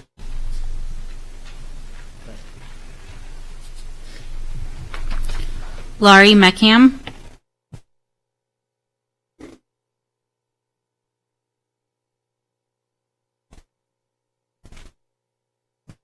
Hi, my name is Laurie Meacham, and I live at 1470 St. Paul Road in Sherman, and Bellevue Farms is right across the road from our property. And I'd just like to share these comments. About 15 members of our community, we were present at the final Parks Action Update meeting, and we actually tried to go to all of those and had input. We were able to make some changes that we addressed some of our concerns. Some of the changes were made that some of our concerns and gave us a modest voice in what would happen to that park. We wanted a more formal say, but that was not forthcoming. However, some changes were made in response to our concerns, and we are pleased with those changes. We would accept the park's action plan as written, provided there is not any watering down of the language pertaining to our potential role. We still want to be, and will keep asking to be, a full partner in any development with Bellevue Farm Park as a public park.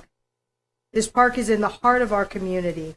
It is our village green, and many members of our community have been part of taking care of that land before it was rented to Wildwood.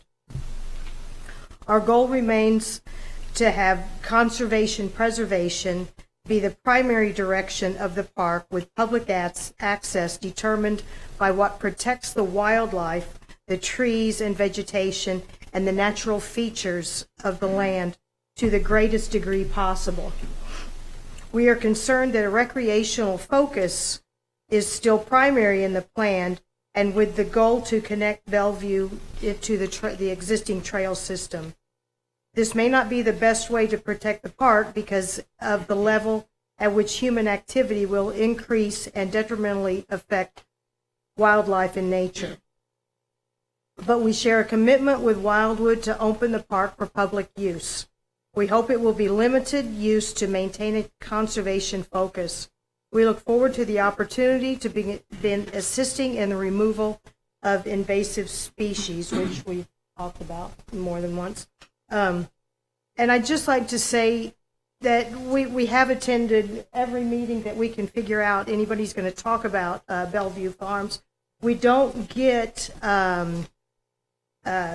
official notification of when this is going to be brought up, and that's part of the reason why we would like to have a formal seat at the table, so we could just even know when, you know, things are going to be discussed, and then of course we would also like to have an official voice in it.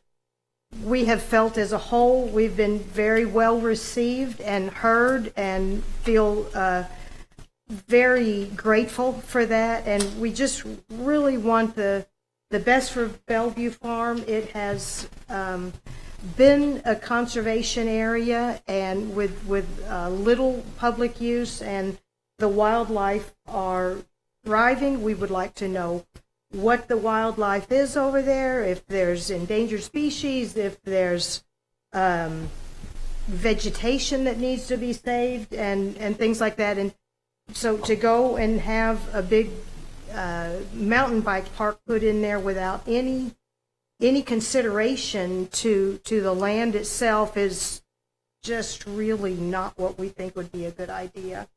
So thank you very much, and I'd like to. Thank you. Next speaker card, please. John Gragnani, Ward 1.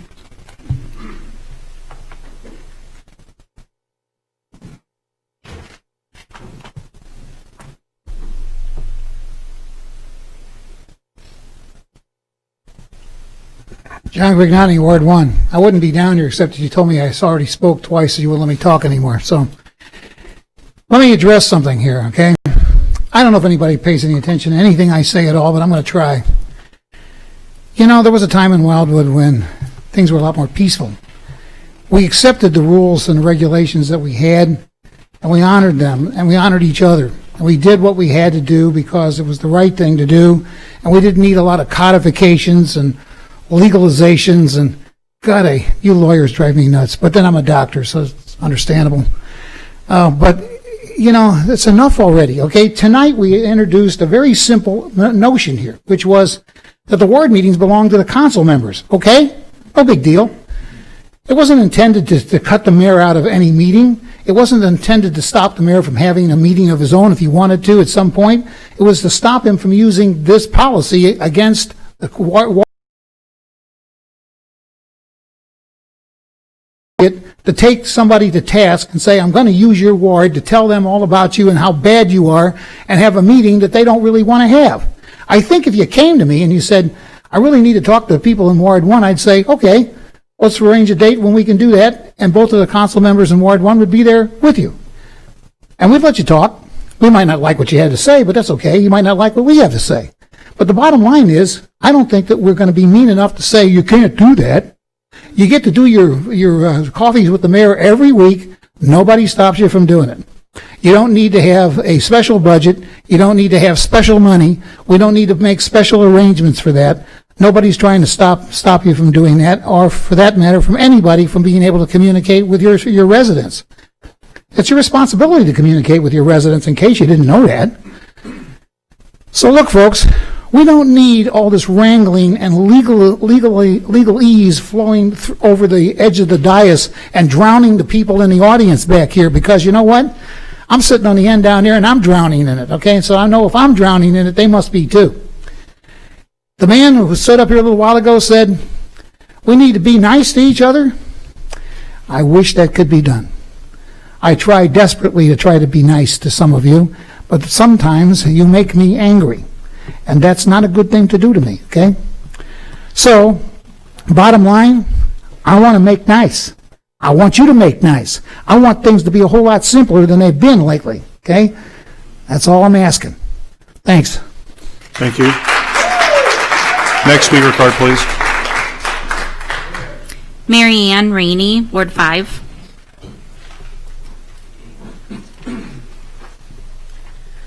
Hello. I have a few things, two things I'd like to talk about. I have been here before this came Wildwood when it was unincorporated, and I'll be here 31 years in Wildwood now here. And I have called the police, and I have done numerous things about cars being parked on our road. I live in Baylor Park Estates on Baylor View Drive. We are supposed to be the cut-through for all the ambulance, fire trucks. There is no way they would ever make it down our street. And I like to know why people cannot park in their driveways. It's ridiculous. And then we have car that is parked. I talked to my lady in Ward 5. It's still sitting there. It's right by a stop sign. The bus driver had to change his route because he can't get around the car. It's not being moved, and I was told before, if it doesn't move at all for a period of time, the policeman told me, it's considered abandoned and they would tow it. Still nobody is doing anything about this car. I am tired of have to go around it every day. It's a four-way stop. Everybody has to stop because we have to wait for someone to get around the car. All I'm asking is I want something done in our subdivision with cars being parked on the street. I had two kids.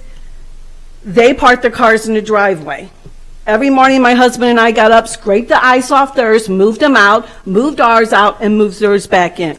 If I can do it, so can everybody else. There's no excuse for it. I pay my taxes, and I'm up here today, I want something done about the cars on my street. The other thing is bicycles. You want us to share the road with them? Well, I like to know, why do they have the right that they don't have to stop at stop signs or stop lights? I have seen on Manchester Road, there was a police car right next to me. He didn't want to stop the bicycler in front of me. He went around the curb, up across, it was Baldwin and Manchester, that Walgreens right there. He went around it, went past it, then got back on the road. Now, why should I have to share the road with them when they don't get to abide by the rules as we do? Any answer? So as I indicated in the opening remarks, if you want to direct your question to you, Mr. Mayor. Okay. And so after public participation is done, we'll answer the question that you just asked. Okay.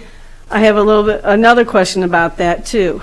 We have spent a lot of money on all these bike trails, walking trails. Why do they not use them? Because before I thought the big thing was they wanted these because of the pollution from the cars. You're riding in the road now, so if you're supposed to be healthy, why are you riding behind a car? Why aren't you using our bike trails that we have spent so much money on that everybody is supposed to be using? If my tax money went to that, well then let's take them out because they're not using them. I'd rather put my money somewhere else. That's all. Thank you. Next speaker card, please. Mr. Mayor, may I answer one of your questions? As soon as public participation is over, you may do that, Councilmember McCutcheon. Next speaker card, please. Karen Jerling, Ward 3.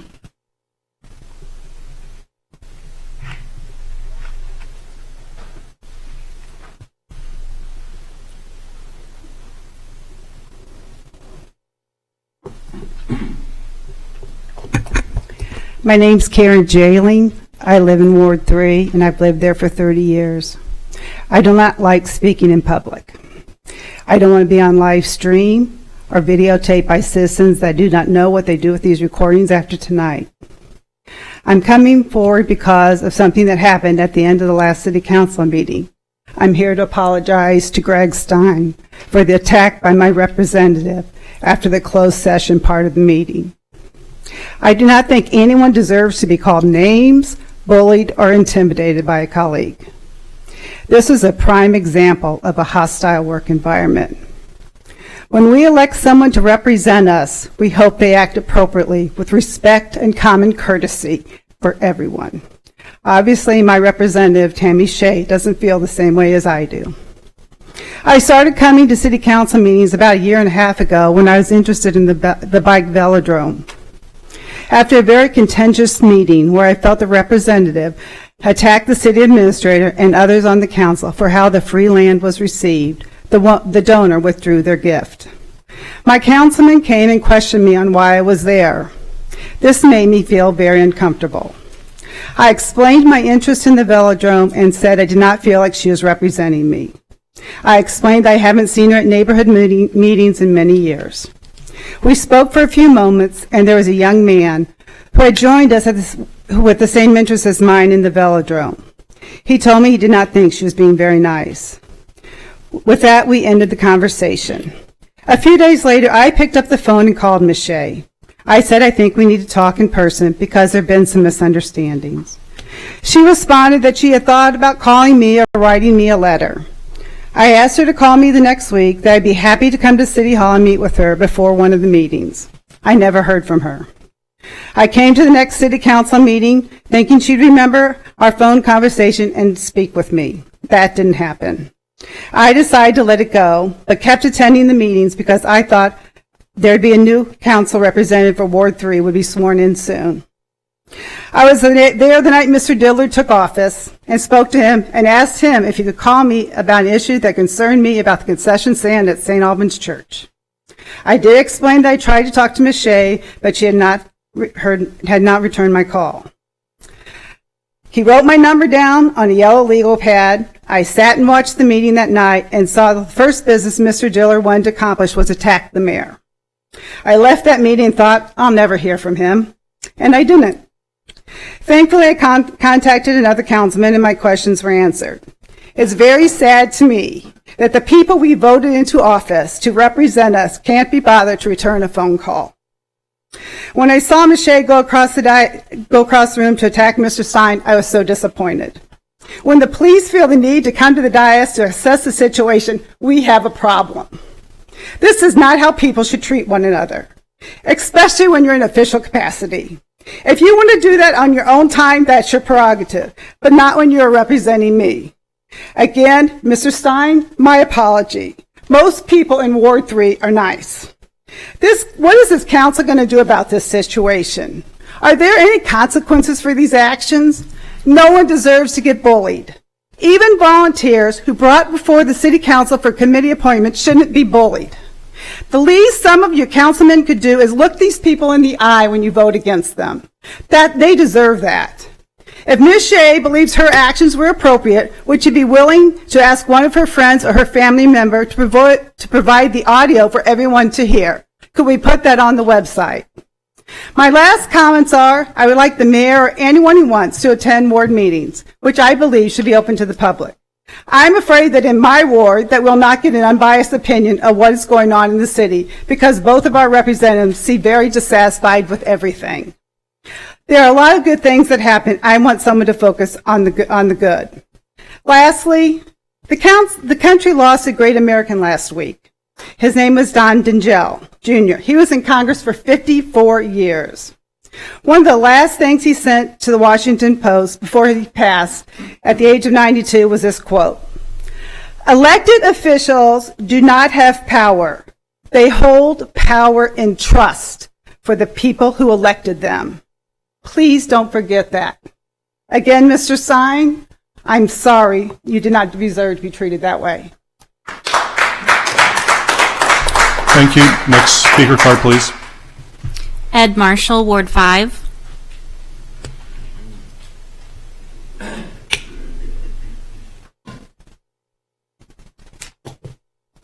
Well, good. I just want to clear the record on why we have ward meetings. So back in the day, and if you read that, we didn't have a place for meetings, and everybody said, oh, we have to have ward meetings. The city decided you could have 2. The city's cost, because it is city assisted. You can have them any place else you want, but if you're expecting the city to do it, the city would pay for, believe it or not, a 15-cent postcard. They would mail it out to all the residents and say you're having a meeting. The 2 council members would coffee or cookies or whatever. And I guess I'd like to exercise my opportunity to ask all 14 of you, have you ever attended a ward meeting, or did you ever attend one before you were elected? And do people even show up anymore? This was before we had any technology. And the other thing that I find totally incredible is we spent an hour tonight at the city's time going back and forth about how to restrict input from our residents. Now, about every 3 or 4 years, you're going to do strategic planning that will say, what can we do to get the citizens more involved in the city? Well, the first thing you should do is not pass your ordinance to restrict people. And how stupid does everybody think the residents are if you go to a ward meeting and you can't sort out whether somebody's there from a political standpoint or somebody's there representing you as a resident? It's just not that difficult. People are smarter. And when you start trying to restrict who can have a meeting, who can't, we should try. And honestly, back then, we tried to get as many meetings as we could. We only had 2 Wednesday nights before Pond School, 2 Wednesday nights every other week that were even open for any meetings that we didn't have on an agenda. So it was restricted time, and people did not come out. We'd try everything we could. So tonight, you spent an hour. There's so many more important things that we should be talking about than trying to restrict how do you keep residents from attending an open meeting to learn more about their city. And if the mayor wants to do it, when Councilmember Werther was the mayor, I was the mayor, you couldn't go to all the meetings. There's hundreds of meetings to go to. But you would try to do your best to support the council members whenever they would have the meeting. But if you just do me a favor and go home tonight and listen to the hour that you spent and ask yourself, is this how we get more people interested in the city of Wildwood? Because I think you're going to be shocked. You're trying to limit people and assume they're not smart enough to know who's playing politics and who's trying to do what they were elected to do, and that's to represent those residents in the ward. So just watch the video, and I'm sure that you'll think about that ordinance. And a question I would like to ask, so what are you going to do? Do a $25 fine, give somebody a ticket as an ordinance? How are you going to enforce it? And when's it going to be enforced? 90 days after somebody does it? You think about the common sense. I just think it's sad that we spend our time that way. Thank you. Thank you. Next speaker card, please. Crystal McCune, Ward 7.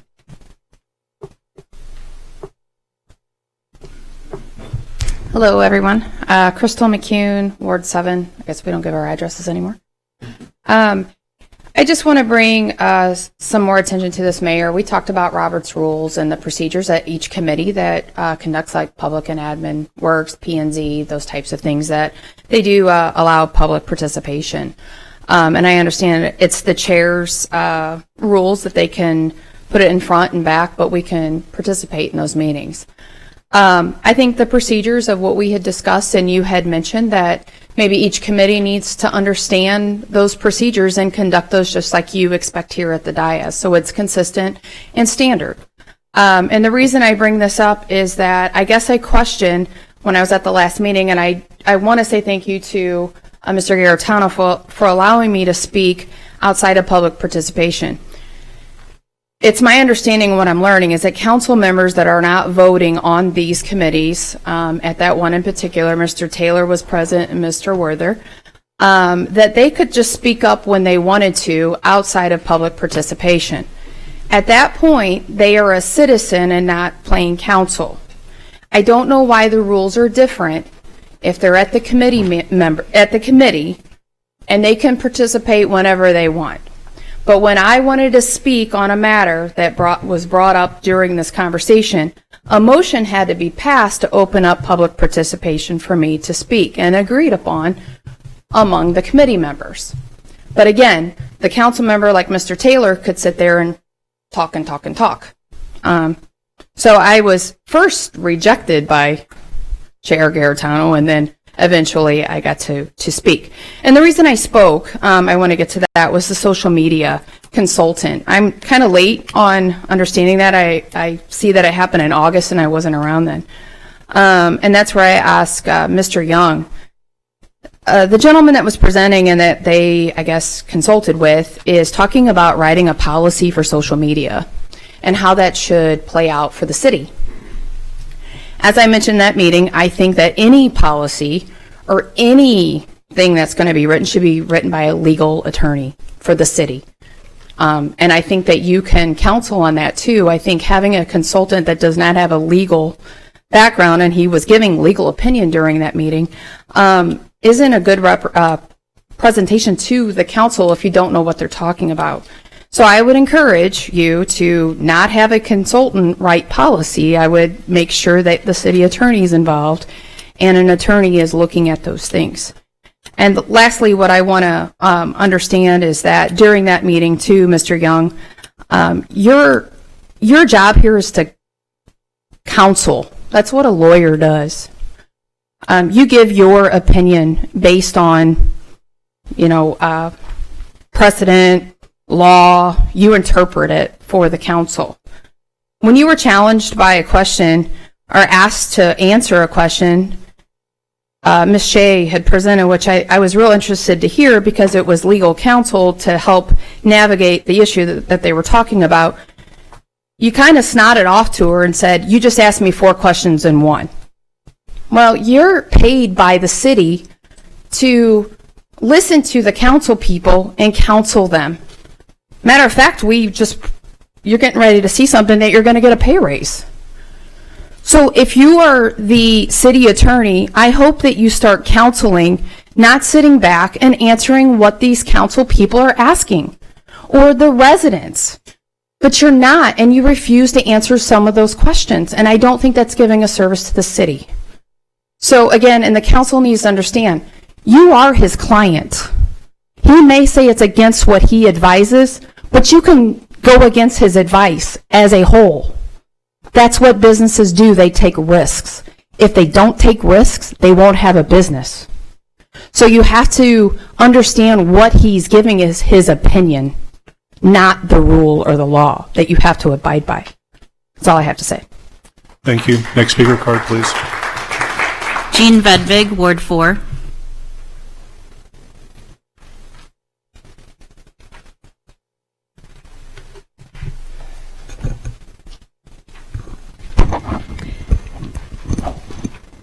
Jean Vedvig, 16709 Clayton Road, Wildwood, Missouri, 63011, Ward 4.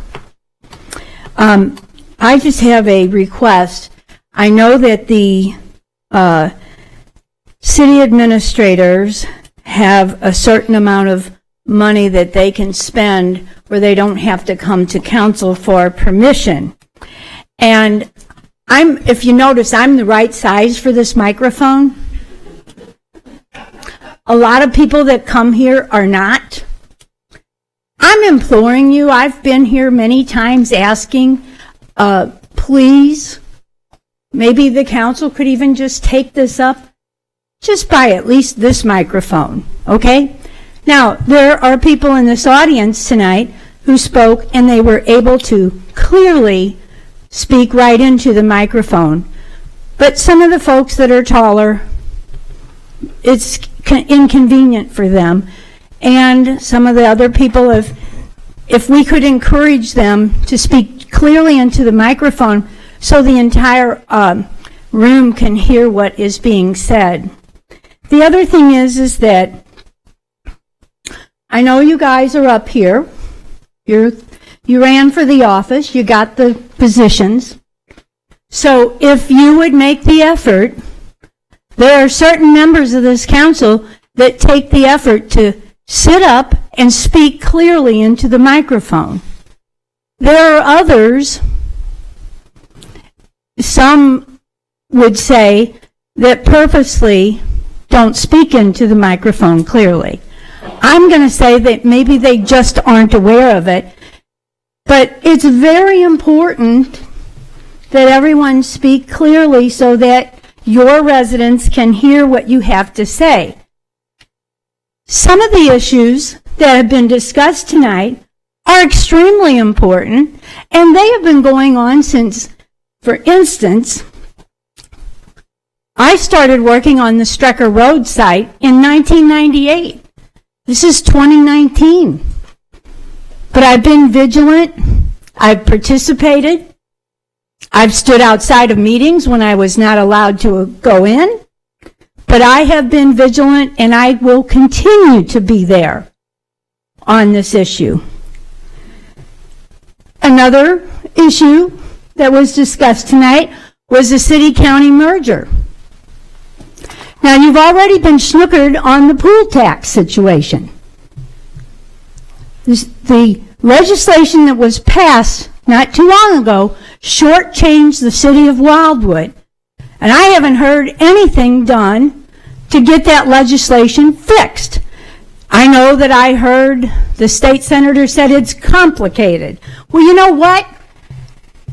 It's our tax revenue, and we need to get it fixed. So if you've been snookered once by a neighboring municipality, or a lobbyist who didn't do his job, or elected officials in the state of Missouri didn't do their job, I say you better be on the lookout for this city-county merger, because they have their eye on the prize. And we didn't incorporate this city to give it away. And I'm tickled to hear the people from Bellevue Farms come back, from Sherman. But it was hard to hear some of them. So if you could encourage them to right-size the microphone, it'd be great so we can all hear. But we also came here tonight to hear what you have to say. So please, just move forward and speak into your microphones. Thank you. Thank you. Next speaker card, please. Okay, thank you. And thanks to each one of you who participated in public participation this evening. Under mayor announcements and appointments, we have two items. I'm sorry. Oh, you know what? My apology. Yep. New policy. So, Councilmember McCutcheon, you wanted to respond. So there's three-minute limit. You wanted to respond, I believe, to the question about bicycles or other things. Bicycles. It was the car. Okay, on the car. Go ahead, Councilmember McCutcheon. Yeah. I did send an email to Captain Mundell. I don't know if he received it or not, but asked to do something about the parked car and Babbler, and I'll certainly follow up on that. And just, Joe? I'm sure if I'm incorrect, Captain Mundell will correct me, but bicyclists are obliged and required to follow the rules of the road just as any vehicle that they share the road with. And I know that the Wildwood Police Department, particularly out here, are tuned to that, and they have stopped bicyclists in the past. Thank you. Councilmember Taylor? Yeah, just briefly, in response to Mr. Tebby's question, I think you made a direct inquiry of me, Mr. Tebby, and also Ms. Dodwell, regarding Idlewild, the Callahan properties and the like. I very much appreciate you bringing them up. As you know, there's been some activity on one of the roads recently, and we've been concerned with that, and I know that some neighbors are concerned with dust. You also brought up the fact that a lot of the areas have been delisted. I do, though, share your concern. You know, I was involved in the Bubbling Springs Ranch in the 70s that was sprayed, and also was part of a cleanup in Castlewood, Missouri. So there was at least 28 identified sites, even Community Christian on 141. I've always had a trouble with how the EPA has handled these sites. I share your concerns. As you know, there's some legal, there's some court case right now, but I do share your concerns, and I've also heard some interesting comments from someone about the possibly looking into buying it out and maybe capping it. But I think we need to be aware that that was ground zero for Russell Bliss, and even though the EPA has washed their hands of it, we need to be cognizant. So I appreciate you bringing up those comments. And then Councilmember Dillard, I know you raised your hand. Were you wanting to respond to the speaker who spoke from your ward? Mm-hmm. Okay, well, she did not ask a question, and so the policy is you can respond to questions, but there is no question. If you want to respond to her after the meeting, you'd certainly be free to do that. You can't be serious. That's the policy. Did Mr. Tebby ask a question? Yes. What was the question? With permission, Mr. Tebby inquired of his 2 ward representatives their opinion on the Callahan site. It was a direct question, and he stated it as such. Council member. Can I ask a question? Since Councilmember Dillard, what is your question? While there was no direct question, I was certainly I was implicated in at least 2 comments there, and what we have on the agenda is questions, answers, and responses. I would say, give me an opportunity to respond to a couple things that was said about me personally. I appreciate your raising that point. The provisions relating to public participation that are read, and everyone here is ahead of the, that are read ahead of the meeting the provisions make clear that there needs to be a question before a member of the council or the mayor responds. So I have to put that out there equally to everyone. Councilmember Dillard, as I said, if you want to respond to her after the meeting, you would be free to do that. Councilmember Dodwell. I just wanted to follow up regarding the EPA actions on both the Callahan site and Strucker Forest across the street. The city is working with the EPA to obtain some additional methodologies to rectify some of the situation that's still there. I can't go into all the details of that at this time because we haven't finished those discussions, but I do want to let you know that we have not dropped the ball on making sure we do everything possible. Thank you. Councilmember Werther. I want to inquire of Ms. Dodwell, why hasn't all council been informed of these discussions and these new methodologies that are being sought? I'd like to, I think it's an important matter. I think we received an email, did we not?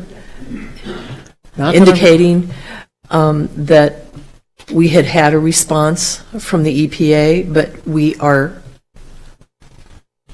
and I will check with legal counsel, are we able to discuss that at this point in time, or are we still waiting for? There are 2 white papers that the city, that are public record, Councilmember Werther.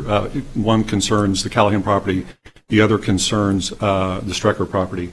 In addition to that, an email was sent recently relative to the Callahan property, specifically relating to the EPA's, our hope that the EPA will fund through its, you have a program, its name escapes me, Brownfields, thank you, Councilmember Dodwell, funding program where we can get geophysical testing of the Callahan site. We've also requested the same relative to the Strecker site. Mm-hmm. All that is public record. But just to make sure that there is no concern going forward, Ms. Meyer, would you please forward those 2 white papers to the full council tomorrow? You can go online and get a copy. So, moving into mayor announcements and appointments, I believe we have former state representative Kurt Matthews with us. Kurt, would you like to come forward for just a minute, please?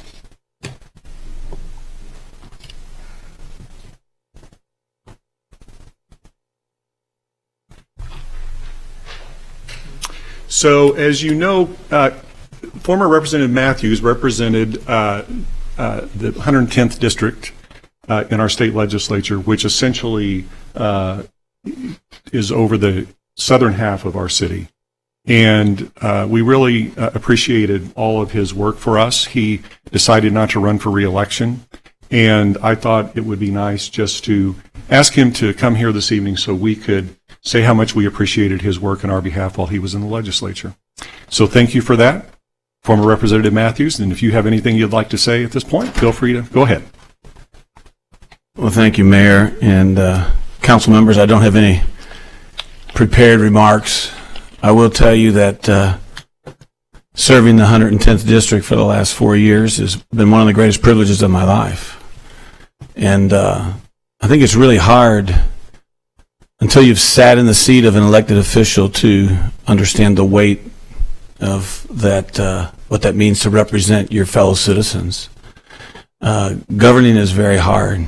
And I was joking with Councilman Gaetano at the break a little while ago, and we were kind of joking over who has the harder job.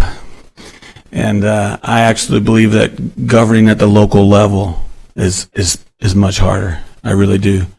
You guys deal with issues, and we've heard these issues that citizens bring before you that you live next door to and that you see. It's a little bit easier at the state level, trying to represent my district and 6 million people that live in our state. But anybody that steps forward to accept this role has my great respect and my gratitude for this evening. Thanks for having me, Mayor. It was an absolute pleasure to serve. Thank you.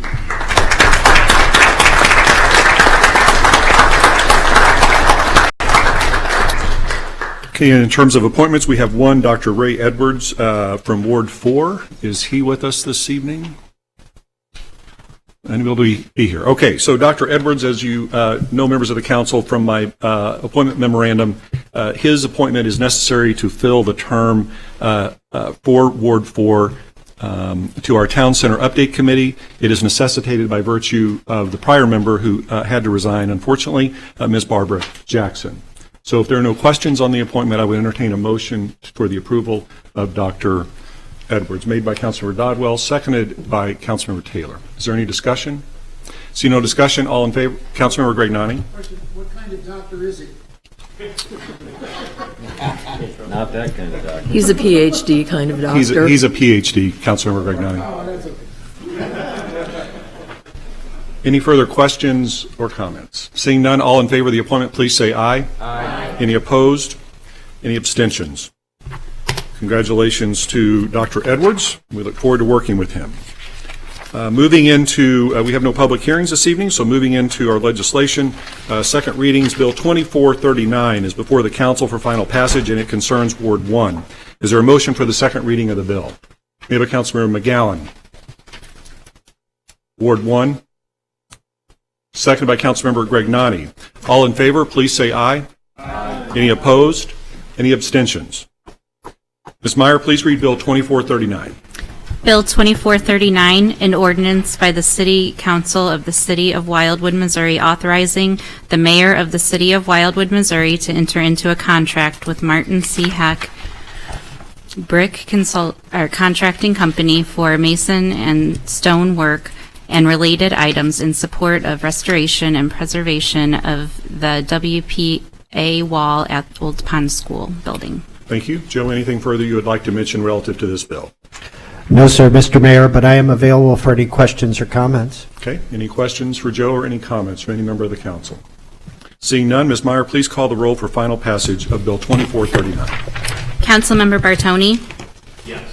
Councilmember Manton? Yes. Councilmember Shea? Yes. Councilmember Dillard? Yes. Councilmember Dodwell? Yes. Councilmember Taylor? Yes. Councilmember Bertolino? Councilmember McCutcheon? Yes. Councilmember Boat? Yes. Councilmember Jordan? Yes. Councilmember Stein? Councilmember Werther? Aye. Councilmember Gaetano? Yes. And Councilmember Stevens? Yes. Councilmember Gregnani? Yes. Councilmember McGowan? Yes. Okay, bill passes. Moving to Bill 2440, it's before the council also for final passage, and it concerns Ward 6. Is there a motion for the second reading of the bill? Made by Councilmember Jordan, seconded by Councilmember Boat. All in favor, please say aye.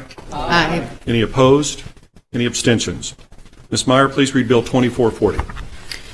Bill 2440, an ordinance by the City Council of the City of Wildwood, Missouri, approving the adjustment of certain common boundary lines between two existing parcels of ground, St. Louis County locator numbers 26T350036 and 26T530025, platted in Book 13, page 7, by Chance Real Estate Company circa 1913, per St. Louis County record information, being part of lots 2 and 3 of the subdivision of section 16 and 17, township 44 North, range 3 East, city of Wildwood, St. Louis County, Missouri, and more specifically situated on the north side of Ridge Road, west of St. Paul Road, for the purposes of transferring 2.389 acres, exclusive of right-of-way, between the two subject properties. Thank you. Joe, anything further you'd like to mention relative to this bill? No, sir, Mr. Mayor, but again, the department's available for any questions or comments. Okay. Any questions or comments from any member of the council? Seeing none, Ms. Meyer, please call the roll for final passage of Bill 2440. Councilmember Manton? Yes. Councilmember Shea? Yes. Councilmember Dillard? Yes. Councilmember Dodwell? Yes. Councilmember Taylor? Abstain. Councilmember McCutcheon? Yes. Councilmember Bope? Yes. Councilmember Jordan? Yes. Councilmember Stein? Councilmember Werther? Aye. Councilmember Garetano? Yes. Councilmember Stevens? Yes. Councilmember Gregnani? Yes. Councilmember McGowan? Yes. Councilmember Bartoni? Yes. Thank you. Moving to Bill 2441, it's before the council also for final passage, and it concerns Ward 6 as well. Is there a motion for the second reading of the bill? We have a Councilmember Bope, seconded by Councilmember Jordan. All in favor, please say aye. Aye. Any opposed? Any abstentions? Ms. Meyer, please read Bill 2441.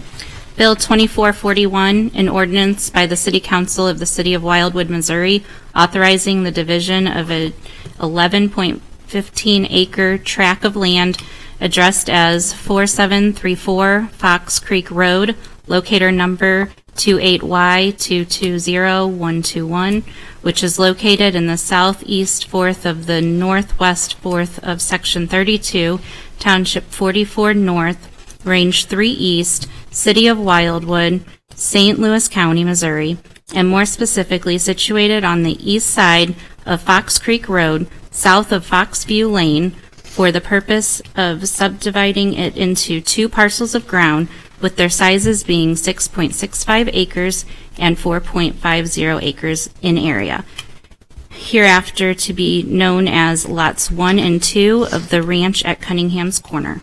Thank you. Joe, any further information relative to Bill 2441? No, sir, Mr. Mayor, but again, the department's available for any comments or questions. Any questions or comments? Seeing none, Ms. Meyer, please call the roll for final passage of Bill 2441.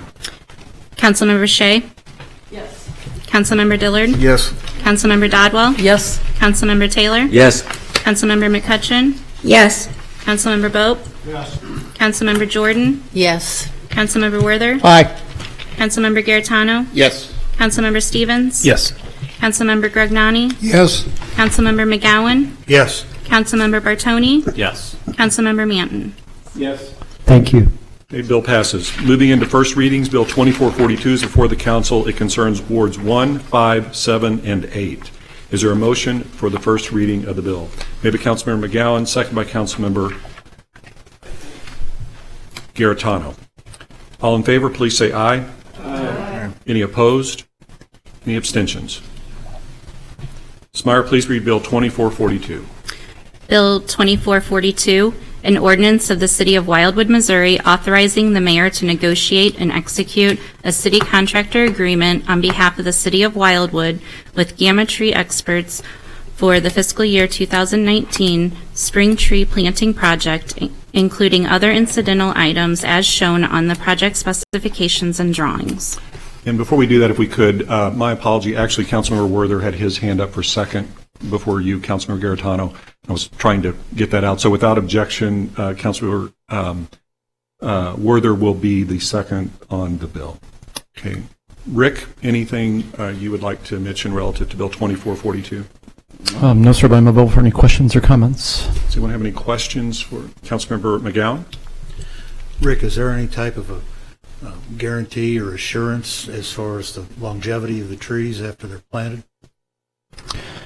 Councilmember, I believe that we do have a guarantee in this. We worked really hard with a arborist specifically to prepare the bid package and try to get that expertise to be certain we address those things. I'll tell you what, I will double check and get that information to you before the second reading, if that's okay.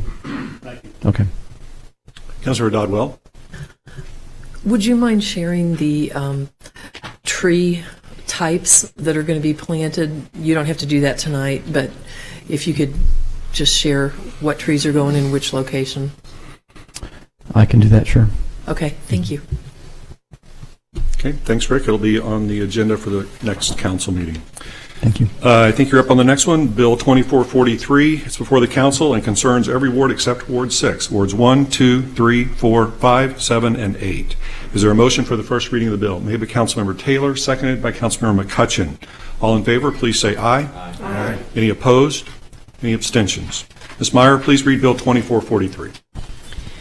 Bill 2443, an ordinance of the City of Wildwood, Missouri, authorizing the mayor to negotiate and execute a city contractor agreement on behalf of the City of Wildwood with J.M. Marshutz Construction Company for the fiscal year 2019 concrete street slab and sidewalk project, including traffic control and other incidental items as shown on the project specifications and drawings. Thank you. Rick, anything you'd like to mention relative to Bill 2443? No, sir, but I am again available for any questions or comments.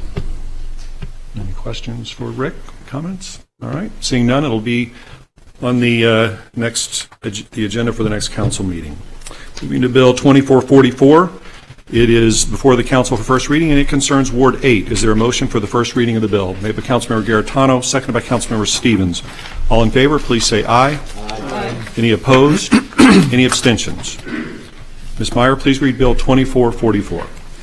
Bill 2444, an ordinance of the City of Wildwood, Missouri, authorizing the mayor to negotiate and execute a city contractor agreement on behalf of the City of Wildwood with the Gershenson Construction Company, Inc. for the construction of the Manchester Road Streetscapes Project Phase 3, including traffic control and other incidental items as shown on the construction drawings and specifications.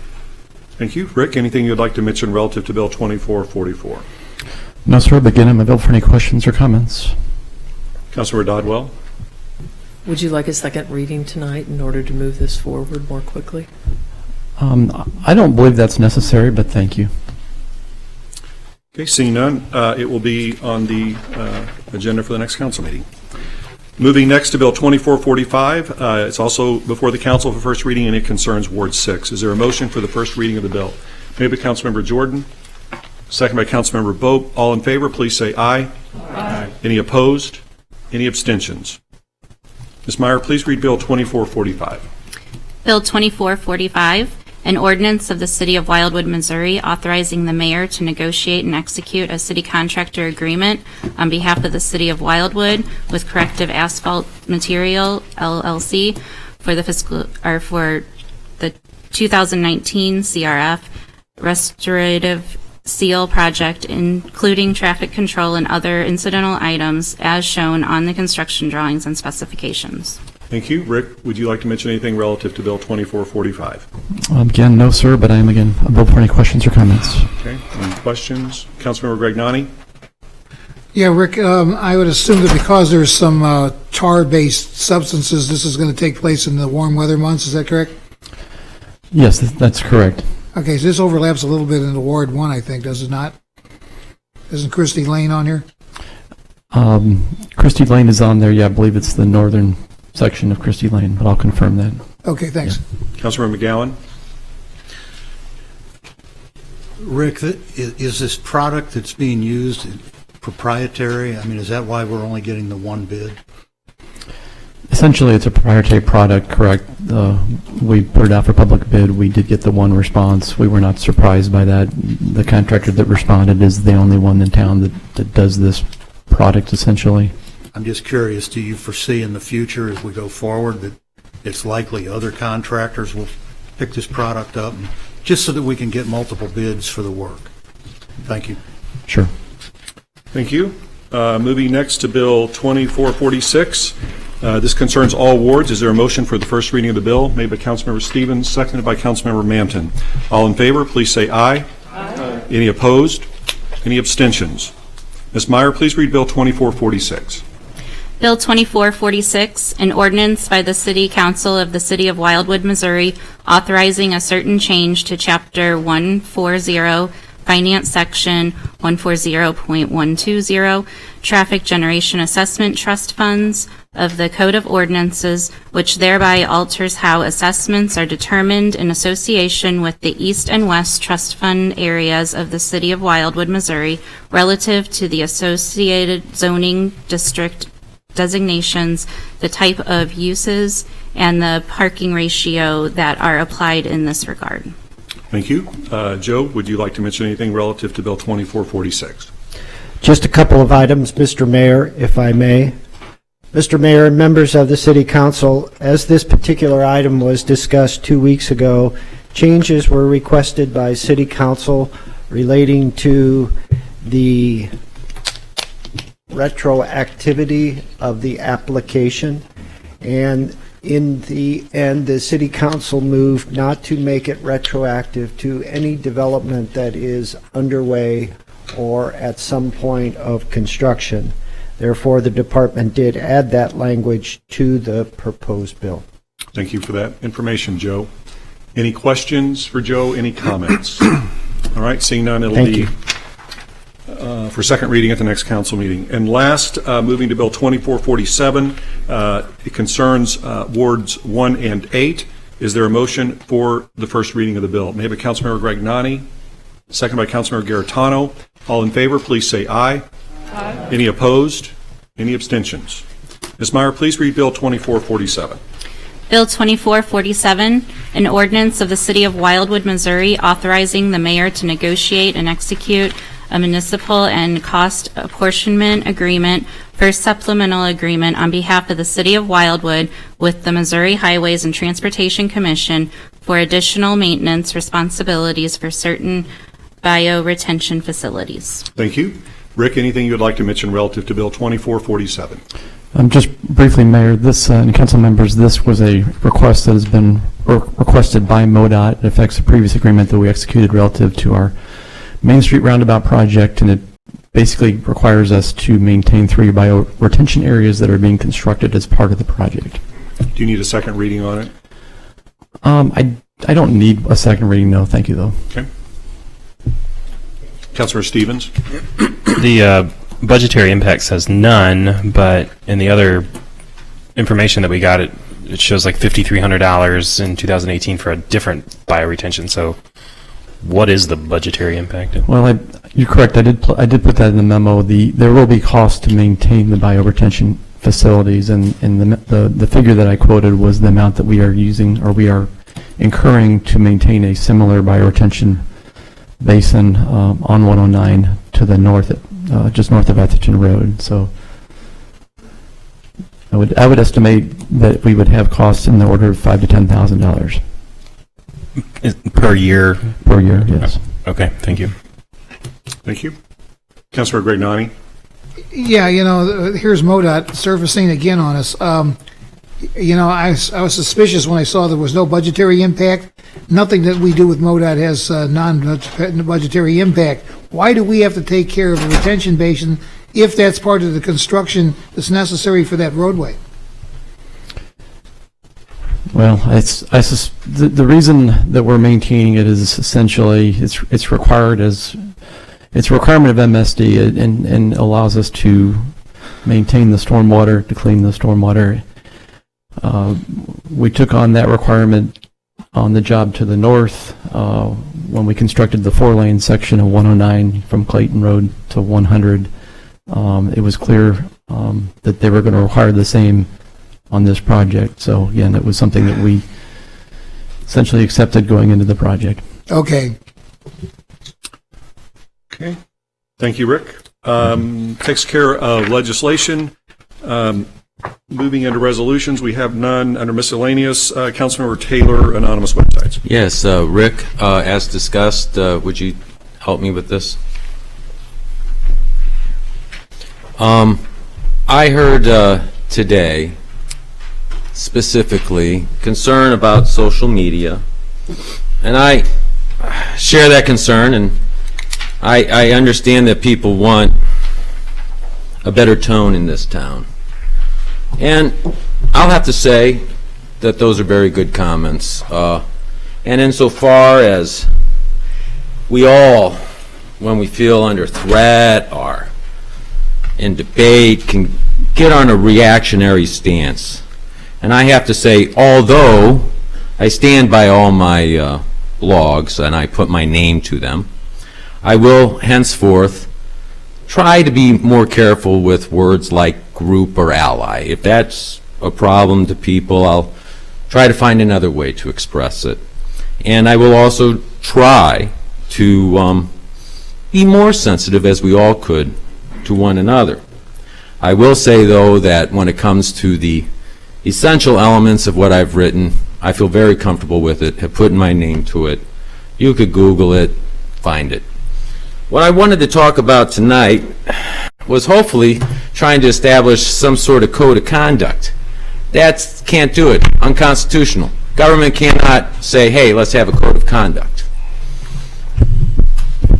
Barring that, I'd like to talk about what I see as a disturbing trend of anonymous sites, which I've received some phone calls from people who have children in schools are worried about the level of discourse. It's kind of below what I would consider even the level of discourse of some junior high folks. So, Rick, could you put the first, what I have labeled A, on the projector?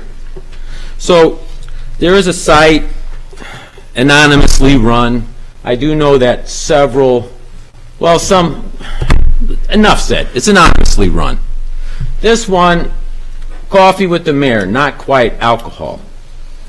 And that kind of feeds into this thing that's been out on social media alleging that our mayor is an alcoholic. Rick, could you put up B for me? Whoa. Ladies and gentlemen, public participation is not in session, and without a vote of the council, it cannot be. So I'm going to have to ask you, please do not direct questions or make remarks as you just did going forward for the remainder of the meeting. And I would like to say it is because the site is run by a city official and because it has been liked by city officials. And we can't answer questions. And I cannot answer. So would you please put on B for me?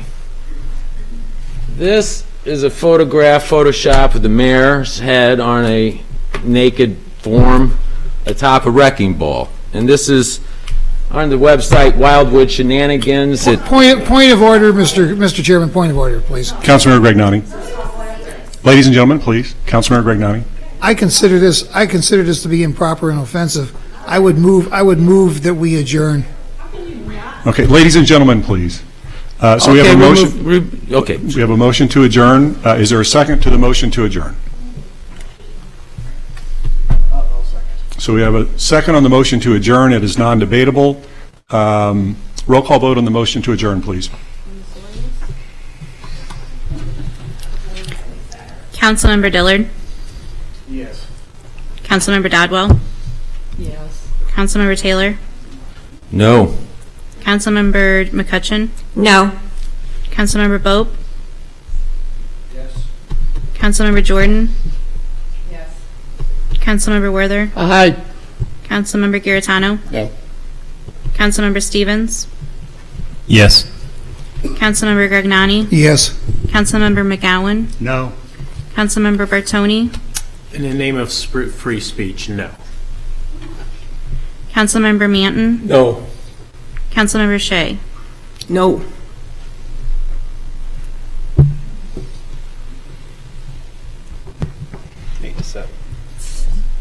Seven.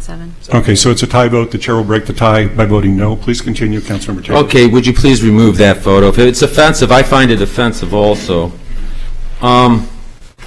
Also, there's a fake Jim Bolin account, and I'd like you to put up C. It says, reading up from the bottom, did you all catch my performance Monday night? Yeehaw. Mission accomplished. I have proven once and for all that mentally imbalanced people can, in fact, hold office. I consider it a civil rights victory for all people with serious, and I mean serious, psychological disorders.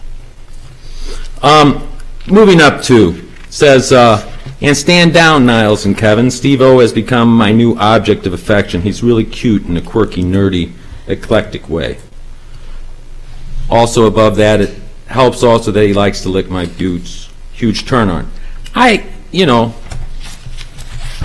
the reason why I believe this is city business is because this is Wildwood shenanigans, and it is run. Okay, ladies and gentlemen, that's the last warning I'm going to give. Officer, I would ask you to please stand in the back of the room. So what I was suggesting is this. I am going to go forward and try to not use words like group or ally. What I am suggesting is, even though we cannot enforce a code of conduct, I am just requesting that council members and residents support the idea that this is not constructive, that this does not help the tenor in this room and out in our community. I feel that we should try to, I think we're seeing the worst of social media when we use anonymity to engage in homophobic rants or spread unfounded rumors. And I will make an honest pledge to try to respect the feelings of people who don't like my use of the word group or ally, or think that maybe I paint with an overly broad brush. And also try to do more positive stories. That said, barring us being able to do a public use policy, I think it would be important for all council members to agree that we're not supportive of that. And if there was any way to have a voluntary pledge of not running anonymous sites, I think it could help our city move forward. It's out there, it affects us, sets a bad example for kids. That's all I had. Councilor Stevens. If it's wrong and you shouldn't be publicizing this and it's a bad example, why are you bringing it up? There's 32 followers on the Facebook page. There's 7 followers on the Twitter page. There's more people in this room. You've doubled their audience now. So if it's a bad example and we shouldn't be publicizing it, then please remove the thing off the screen and stop talking about it. My name's mentioned on there. I don't care. It has 7. It's a Twitter account with 7 followers. Who cares? Thank you. Any other comments? All right, seeing none, that moves us to adjournment. What is your miscellaneous? So, Councilmember Shea, I need to know the topic because for sunshine law purposes, it's not on the agenda. So what is your topic? It's a clarification that I'd like to take up with Mr. Bunich. Okay, regarding? Communication of the project approval. Oh, I'm so sorry. It's a clarification that I want to take up with Mr. Vunich regarding a project approval that has been done, and I need it to go on record to make sure Is it on the agenda for this evening? Is it something on the agenda for this evening that we've already discussed? No, it is not. It's a miscellaneous. What is the project? It was I just need to ask, it was a communication that Joe and I had February 2nd, and I asked if the city had been contacted regarding a concession request from St. Albans Church, which is in Ward 1.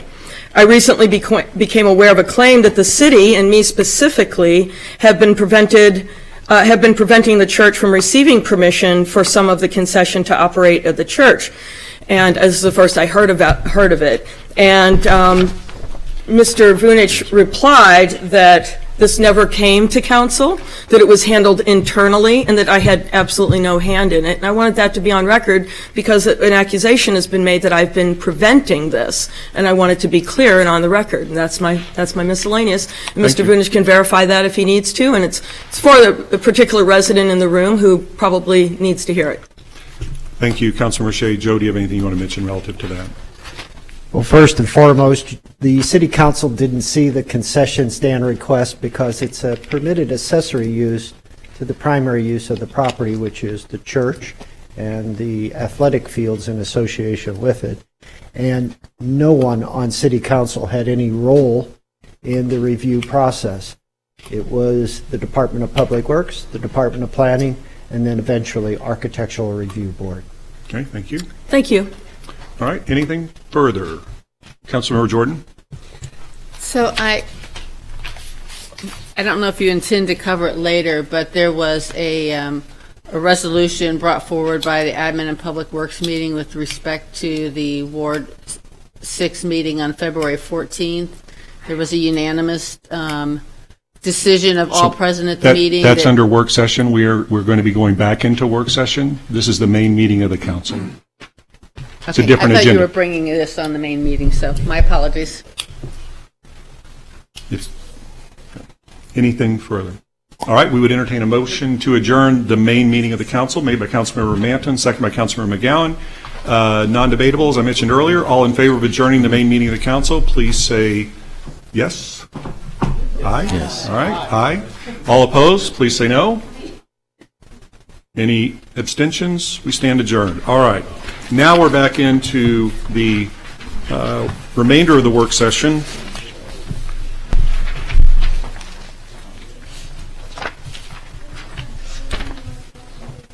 And before we get to compensation of appointed officials, Councilmember Jordan, your request for the item that was from Admin Public Works relative, I believe, to the upcoming meeting?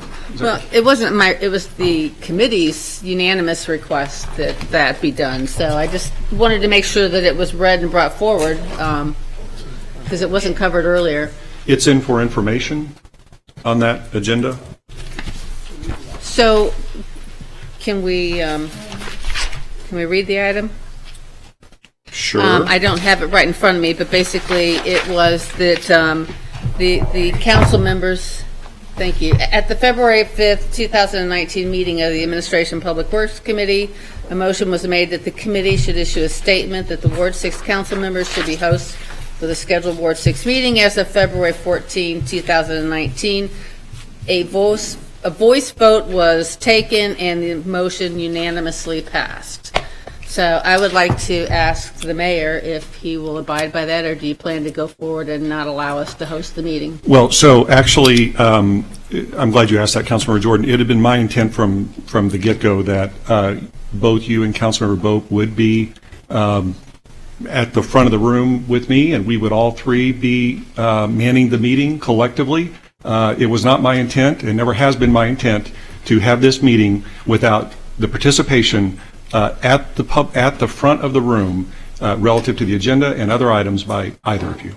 Except for you never gave us an opportunity to opine on the agenda, and you've had no discussion with us of the agenda, and that meeting is 3 days from now. Okay, so my question is, would you like to abide by what the unanimous decision of the Admin and Public Works Committee is, and the new codification that's brought forward, or do you plan to go on? Because we'd like to know. I've answered your question. No, I don't think you have. You may not like the answer, but Are you going to let us be the host, or are you going to stand firm and not allowing us to host our board meeting? That's the question. It's a simple yes or no. I've answered your question, Councilmember Jordan. No, I don't know the answer. Councilmember Jordan, I'm unfortunately going to have to rule you out of order because I'm not obligated, as no other council member is, to answer another council member's question or a question from the mayor. I am not going to further answer your question. So we'll be a mystery. Okay. It's not a mystery.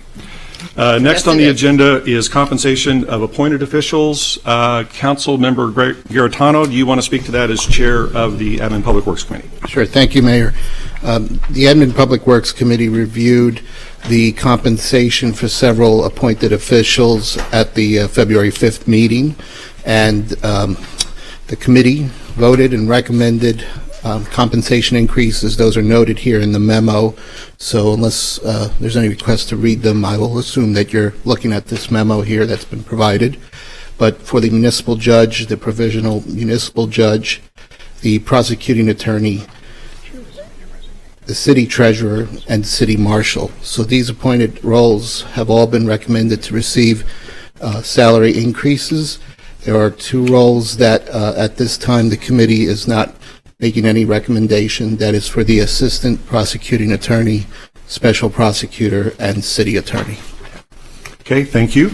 Any questions or comments? Councilmember, actually a question of the city attorney. To affect this, John, what would be, is it an ordinance change? What's the mechanism for the council to utilize here, if it chooses to do that? Yeah, for the city marshal and the municipal, well, for the city marshal, it will require a code change. For the city treasurer, it will require a code change.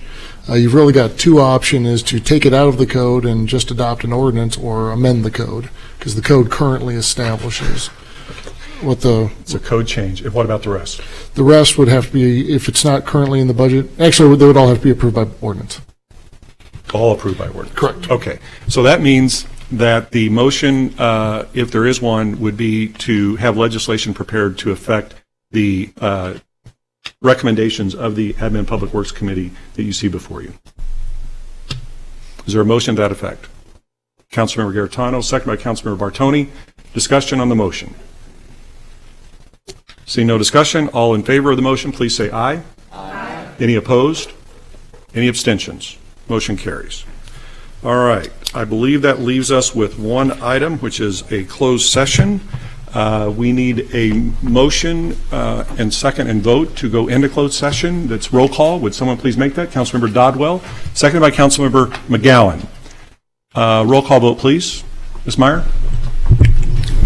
Councilmember Dodwell? Yes. Councilmember Taylor? Yes. Councilmember McCutcheon? Yes. Councilmember Boat? Councilmember Jordan? Yes. Councilmember Werther? Councilmember Garetano? Yes. Councilmember Stevens? Yes. Councilmember Gregnani? Yes. Councilmember McGowan? Yes. Councilmember Bartoni? Yes. Councilmember Manton? Councilmember Shea? Yes. Councilmember Dillard? Yes. Okay, thank you. We'll go into executive session. All right, have a good evening. Thank you so much for everything. We can chit-chat tomorrow, yeah, because I think I got everything except for that very first, you know. That's what I've heard. Right. Yeah, we'll figure it out. All right, thank you so much.